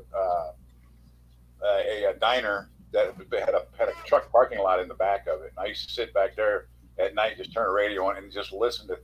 And man, it's just I don't know what it is, but it's that New York, New Jersey accent. It just goes all over me. And then of course with Marissa Tomei and My Cousin Vinny, I just freaking lost. I just lost. Every time I watch that movie, I lose it. I don't lose it he's in, but that movie just I lose it. Just absolutely. I'd marry that girl in a heartbeat. She's been in a lot of movies. Absolutely. Yeah, I know. And that's why I said Spider-Man's mom, ain't she?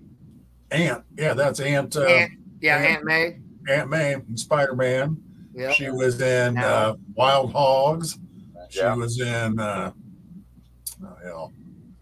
My she was Cousin in- Vinny. She was the one I just saw not long ago.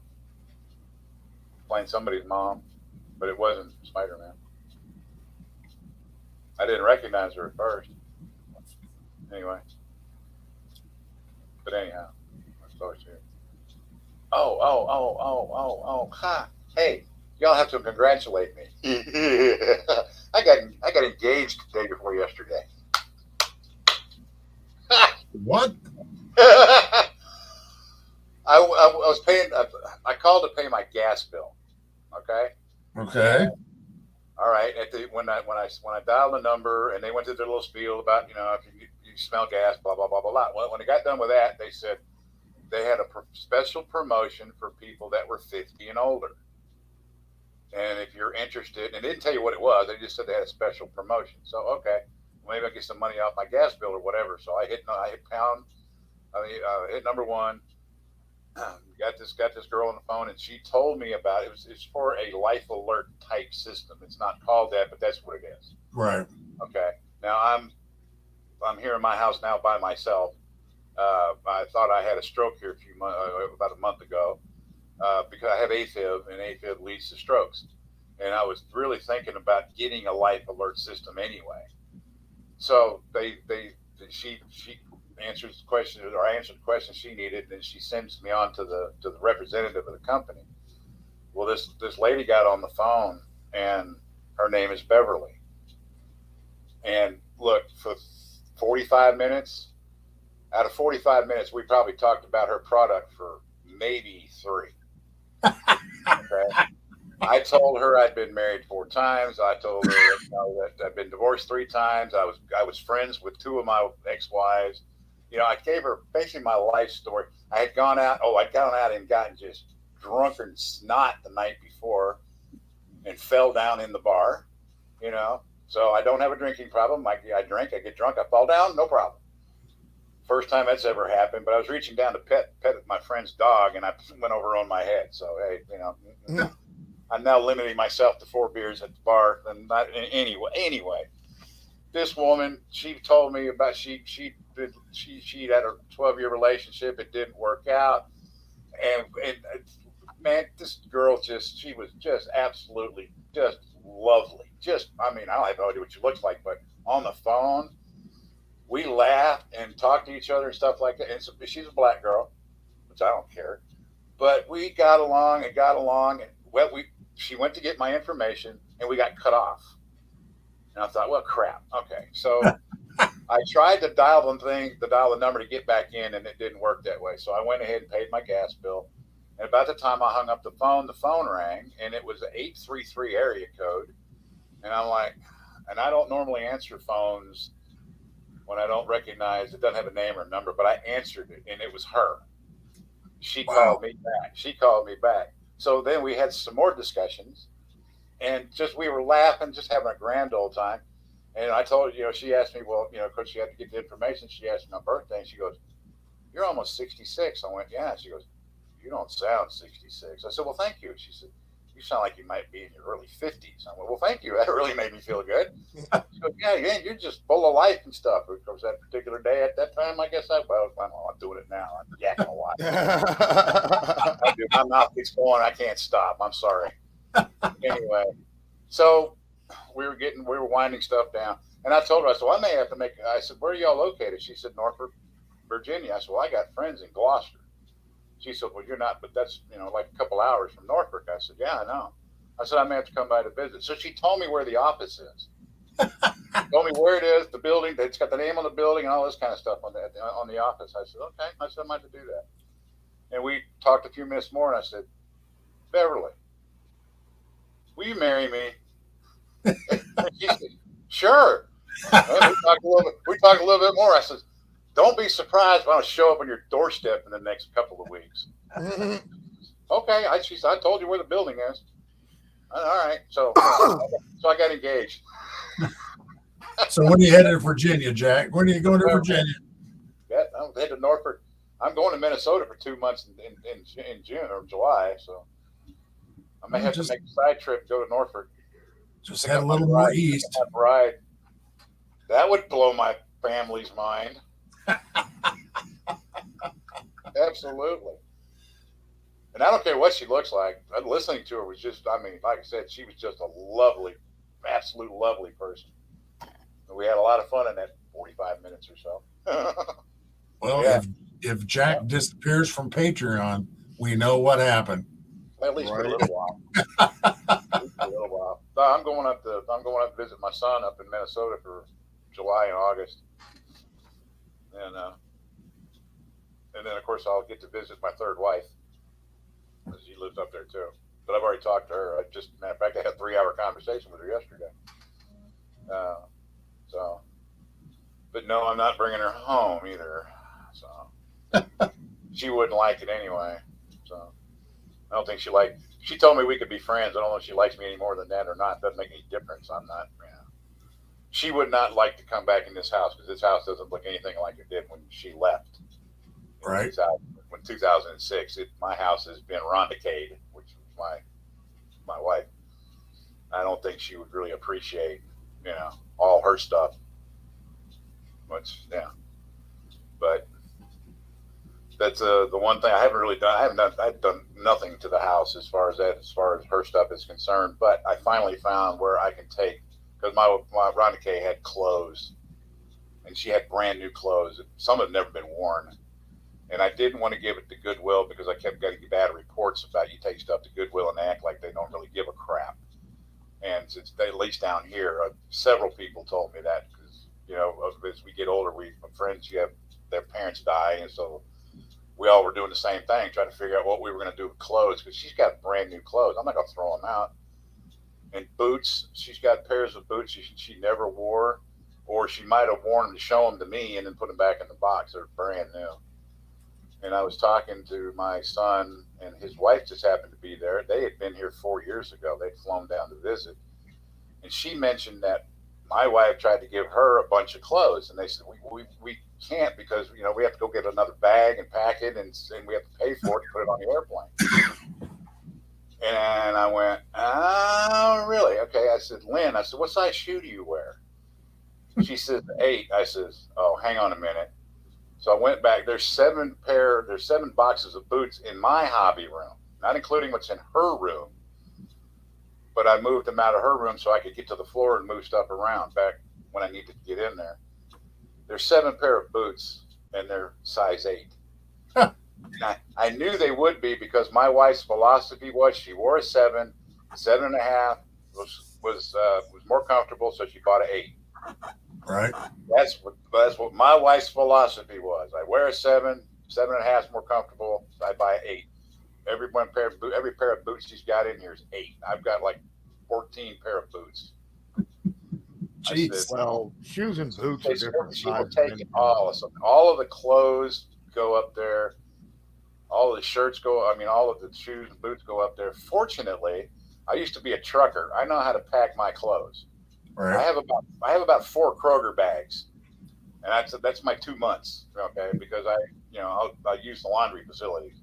Right. So about 4 Kroger bags is that'll sit on the floor of my Honda. And the rest of the stuff, I've got the whole back seat, the passenger seat, trunk for this stuff. So I'm packing it all up, taking it to Minnesota. That gets her closet cleaned out and a bunch of the stuff on her floor, which means now I feel like going in there and start cleaning her room out. Right.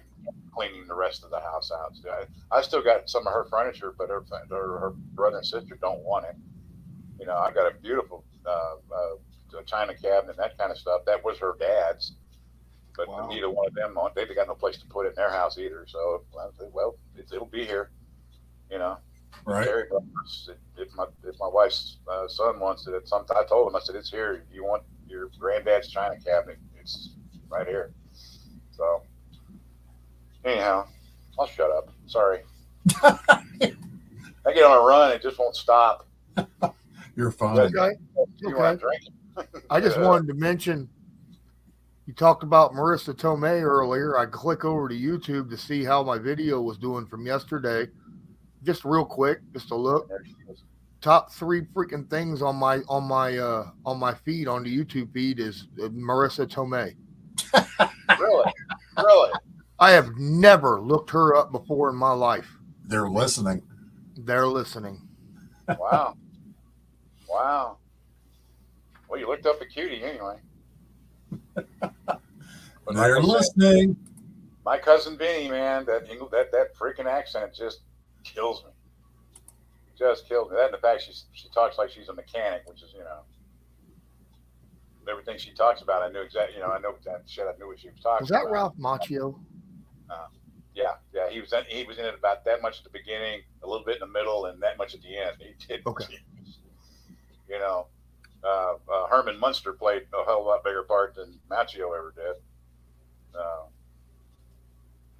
What's his name? Herman. Oh God. Fred. Anyway, the judge. Win. Yeah. Fred Wynn. Yeah. Oh yeah. That was another show I used to like, between Addams Family and the Munsters. Lurch. I love them both. I love them. Yeah. You're Cousin It. Gotta have Uncle Fester now. Uncle Fester. I'm still trying to figure out the light bulb thing. Uncle Fester was the best one out of the best character out of all of them. Cousin It. I like Cousin It. You liked Cousin? Cousin It. The thing, the hand that would walk around. The big hairball. Yeah. We had in Indiana had a character on Halloween that did Halloween movies that looked just like the guy who played Gomez. Uncle Fester. Ooh. What was his name? He did shows on Indiana TV back in the 70s and 80s. Wasn't Sammy Terry? Sammy Terry. Yeah. Sammy Terry? Yeah. You I think think he he looked a looked lot like like him. He always had that cape on it. He had that cape over. Yeah, but I think like facially, Yeah, he that looked white. a lot like him. Yeah. Sammy Terry and George the Spider. I mean, you either watch Sammy Terry or you went or you flipped over to USA to watch Elvira. Now Sammy Terry was on every Friday night. Mhm. Every Friday night, Sammy Terry was on with the Scary Movie. Mhm. So when you had your buddies spend the night, you stayed up and watched Sammy Terry. Yeah. TBS used to have a show on back when TBS first got hit the cables after it. That was similar to a I was trying to think of the damn name now. There was one coming out of Minnesota called Mystery Science Theater 3000. Mystery Science Theater 3000. Yes. Love that show. Oh my God. Some of the cheesiest freaking movies you ever saw in your life, you know, but the narration and stuff. They They were great. I love it. I love the them. alien and the robot, I think, Yeah. right? Yeah. Yeah, it looks like a moose made out of bowling pins. You're right. It looks like Mr. Moose made out of bowling pins. You're right. I haven't thought of that show in so long. No. Oh my goodness. No. Yeah, that takes you a trip down memory lane. Holy crap. You know. Yeah. Well, matter of fact, my third wife mentioned me on the phone. She mentioned something about Elvira. I said, you know, she's a redhead, right? She was on Counting Cars, the show out of Vegas that what's his name does, the Count Dan. I can't think of his name now. Anyway. The Count. Yeah, the Count. Yeah, they got a hold of her original Thunderbird that she used in the show and restored it. But she got a hold of it, and she had the Count restore it. And she showed up with her red hair. Yeah. Cassandra Patterson is her name. Yeah. I knew it was Cassandra. I remember that because I watched a documentary about her. Yeah. God, she's 71 years old. They did her dirty. Oh my goodness. Used her likeness for all sorts of stuff. Didn't give her a dime. Yeah.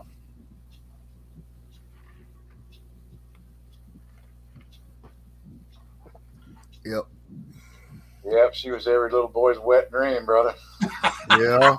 Yes, she was. Yep, those big boobs sticking out of that black top. Yep. Elvira. Some of them little boys were 6'4", you know. Come on. Oh man. Yeah, I think if I remember right, first time I ever saw her was she pop up on Up All Night once in a while with Gilbert Gottfried. Yeah, I remember her showing up there. Yep. Up All Night. Oh God, yeah, I forgot about that one. Yeah. Mm-hmm. I mean, we were talking about late night show things, so you'd always see her around Halloween. You would always see her around Halloween. Always, always the mistress of the dark. Yep.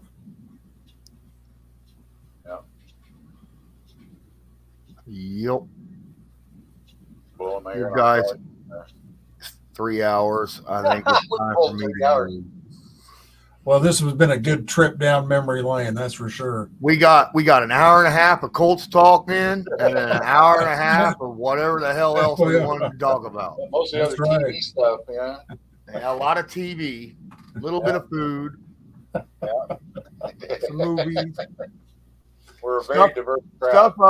Stuff us older gentlemen like to talk about, right? That's right. That's right. Yeah, things that we remember, because like I say, these kids don't have a clue. They don't know what they missed. No. They don't know what they missed. If you didn't grow up in the age of three TV channels and rabbit ears, yeah, you wouldn't know what we're talking about. Your telephone hanging on a wall with a cord. You have no idea what life was really like. You actually had to go outside and play. Yeah, exactly. And we were the remote control. Yeah. I mean, that too. Yeah. Yes, we were the remote control. Tom, get up and change the channel. Get up and change the channel. And when you got home from school, I know in my case, I got home from school. My mom had me. She gave me an apple, told me to go change clothes and get the hell out. And don't come back until Dad whistles for you for dinner. Yep, come back at dinner. Yep. I still remember my dad going, "Turn the channel to TBS," and I go, "Right, yeah." Chick. Right. You had to adjust the rabbit ears to get in there, right? Yep. The UHF channels, you know. Channel 59. and then you get them adjusted and you let them go and it all goes to shit again. So what happens? Dad's got you standing there holding them. Yeah, you got to stand there and hold them. Yep. You can't wrap see them. TV, wrap aluminum foil around. Oh God, Yep. yes. Oh my God, Oh, that's that would funny. I heard, kids I heard out not long today. ago one of these kids on TikTok or something suggested they needed to put a cord on cell phones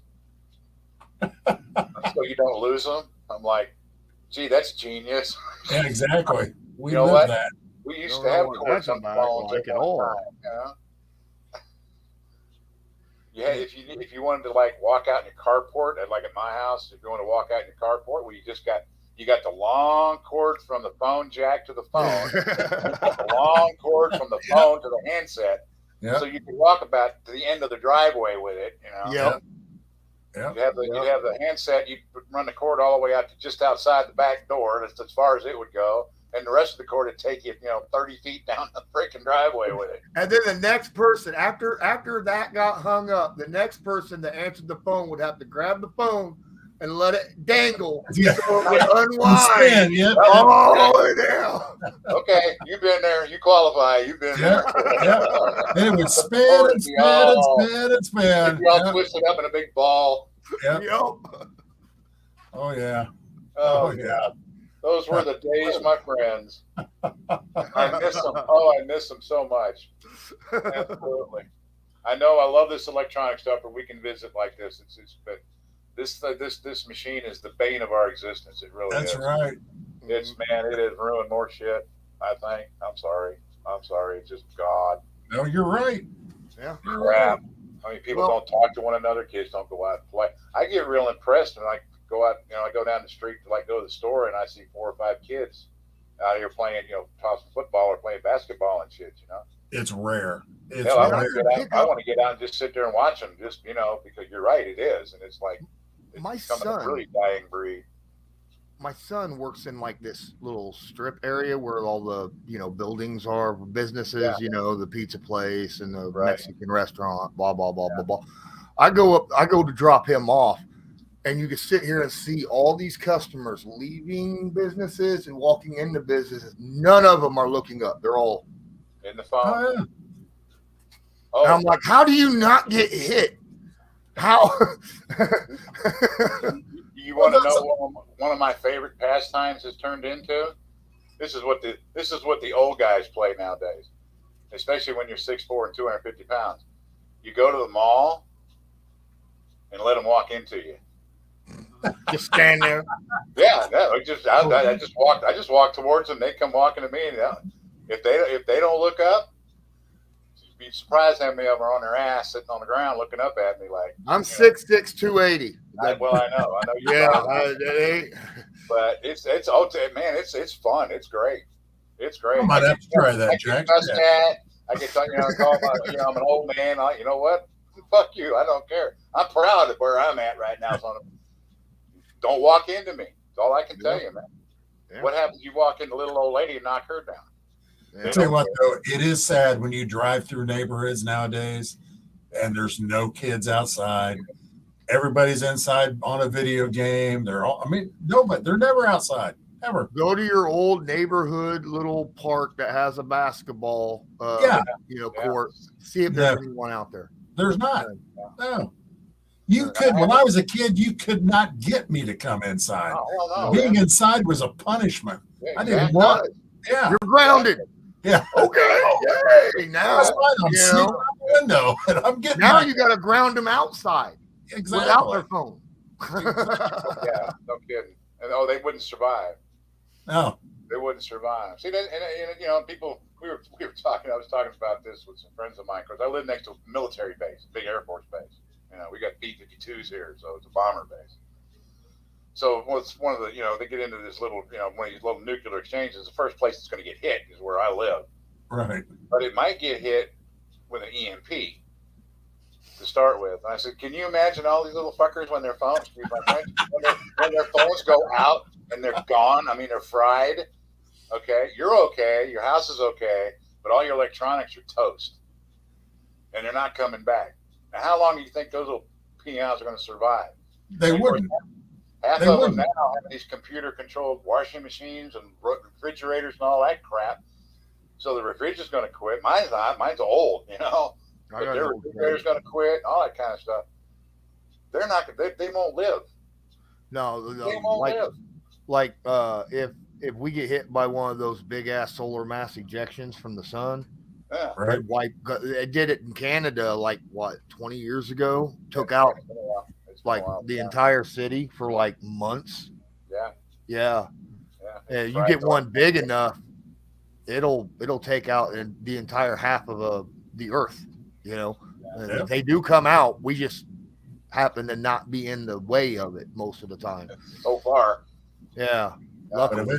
if it does, I mean, they would be totally lost. they would not survive. They would. Well, it wouldn't just be the kids. Like the entire country would go to shit.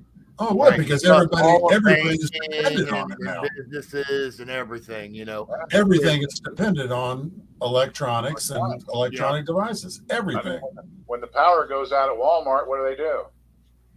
They shut it down because Well, they can't run it. How many people? How many people today would know one of those credit card machines where you should give the credit card, put it in, and slide it and back this way?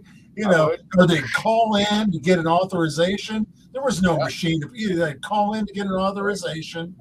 You know. And we used to lose power when I worked at the base museum. Every once in a while we'd lose power. Well, of course, the museum we had enough windows and stuff was well lit. People could still walk, go through the hallways, look at the displays and all that. And they come into the gift shop and they'll go, and of course they see we had a computer operated cash register, and they go, oh, well, I guess we can't buy anything because the power's out. I go, oh no, come on, I know how to make change. Yeah. Okay. I know how to count change back. I know how to do that. You got a credit card? Not a problem. I got a credit card. I know exactly what you're talking about, Tommy. Put it down on there and slide it across and fill it out. I got the paperwork. I got everything you need, man. Come on in. There were a couple of times during we had like blackouts. I sold hundreds of dollars of stuff, and I said, yeah, but you go to the grocery store. Well, we can't do anything. What do you mean you can't do anything? You can't change it. I know they can open the drawer. There is a way to open that cash drawer. I said, you can't count change out from the cash drawer. You can't add this up on a calculator and figure out what the taxes are. No. Well, Write out a receipt by hand.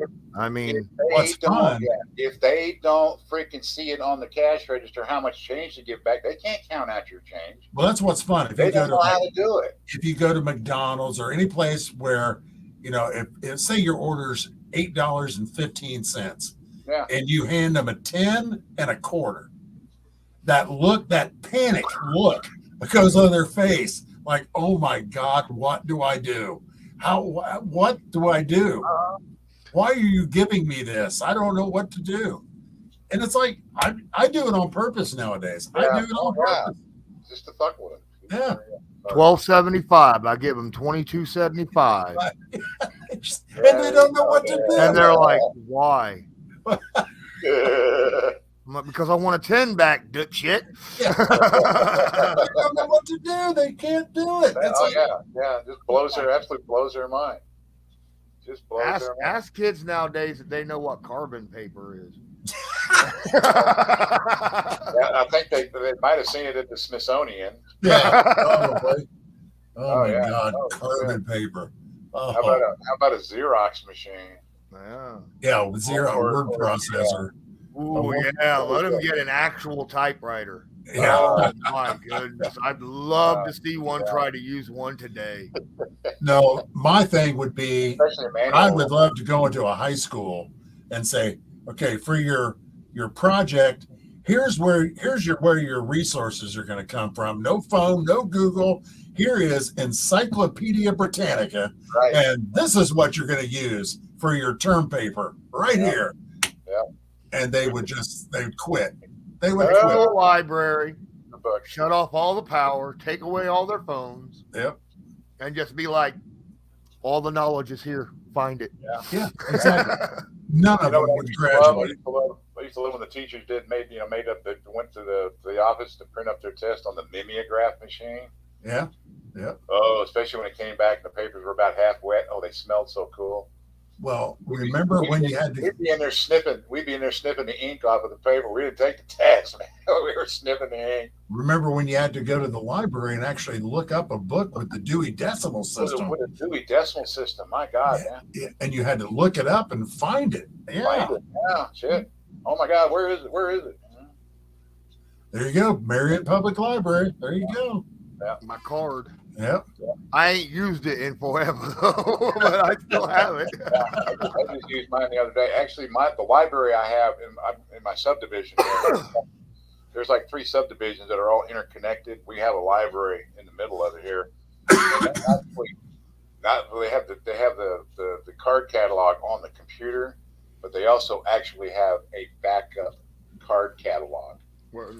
So you can line, big, all the drawers in it, and they've got it set up and it's just in case the electronics go down. Yep. Because they can still check out books and stuff. They, It's funny. Let me see that card there. We'll go ahead and stamp it. And I asked the librarian up there one day. I says, y'all still have a card catalog here? She goes, it's in the computer. I said, do you have a real card catalog? She goes, yeah. She says, look around the corner right over there. I went and looked around the corner, and there it is, man.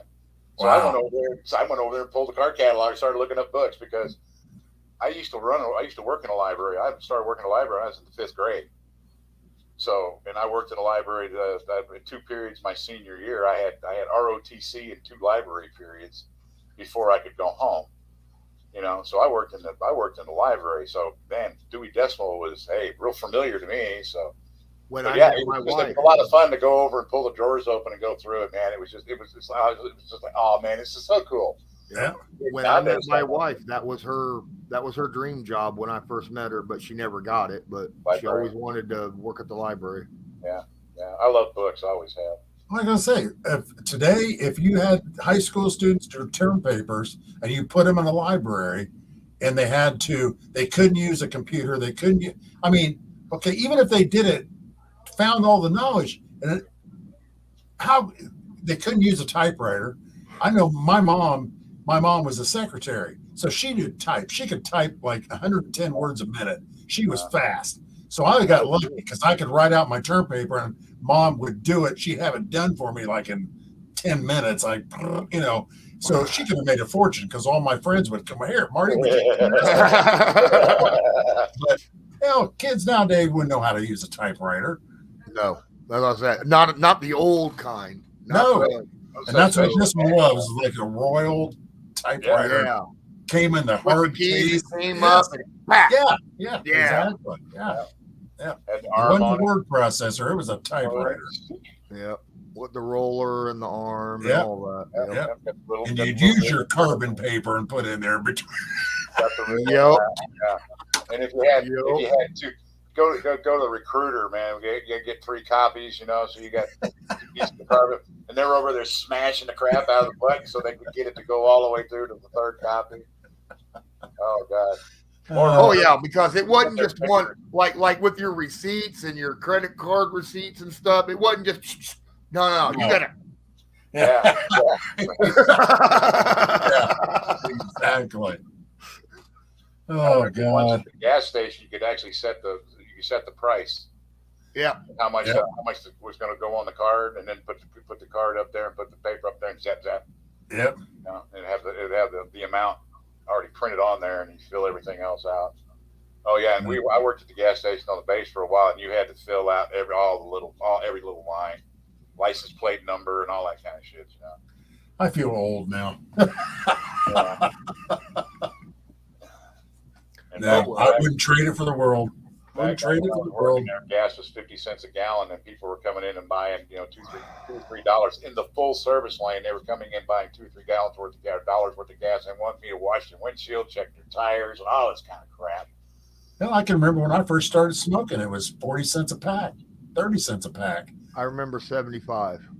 I remember you could buy them out of a pull machine. Oh yeah. Like anyone could. Kids walk up. 75 cent pull machine, bam. Yeah, they had them at gas stations, the bowling alley, everywhere. Now they're $8 and something a pack. Yeah. Jesus. I used to get them on the base for 15 cents a pack. I miss the pull machines. It was something just kind of satisfying about. Yeah. Yeah. I wish I could find one and have it in my my home. It'd Yep. be fun. One of those old time Coke machines with the bottles, and you pull them out. Right. Yep.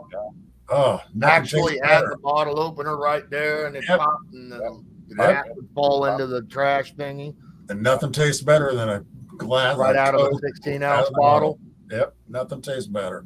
That little 6.5-ounce bottle was the best Coke they ever made. Yes, it was. I love those little things. Oh man, yeah. And then remember, you could go around and you could collect the bottles, and you could take them back and get 10 the money cents a for the piece, baby. deposits. Yep, that's right.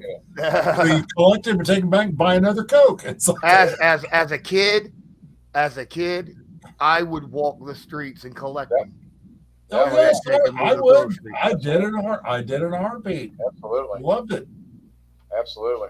We run around picking them up on the way to go to the store so we could turn them in so we could buy whatever, whatever we were going to get. And I was mind boggled that people would throw these things out, along the street or whatnot, instead of keeping it to turn it in later. I was like, it just adds up quick.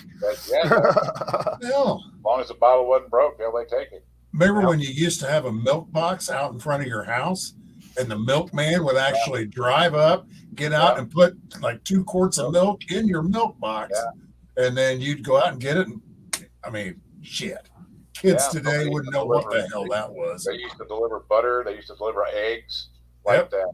Milk, eggs, butter. Just whatever your little list was. You'd write the list down, and the guy would pick it up and bring it back the next day. Yep. We still have did have a milkman in my town till about 20 years ago. I think was the last time that we had that was around. That I think they quit. Yeah. Really? Wow. Because I remember the last time I remember that I was. Oh, I know. Real young, early 80s. Yeah. I was probably. But in town, we had one specific guy that had his rounds of people, and he kept those same people for right up until the turn of the century. Wow. And then too many of them passed on, and he had to quit it. I remember it was Davis Dairy. They used to drive up in that truck, white truck, get out, put that milk in there. I think I need to scoot, fellas. Yeah, me too, guys. All right. Hope to see you again next week. This was fun. May we continue on. Absolutely. Hang on just a second. We'll see you guys. All right, man.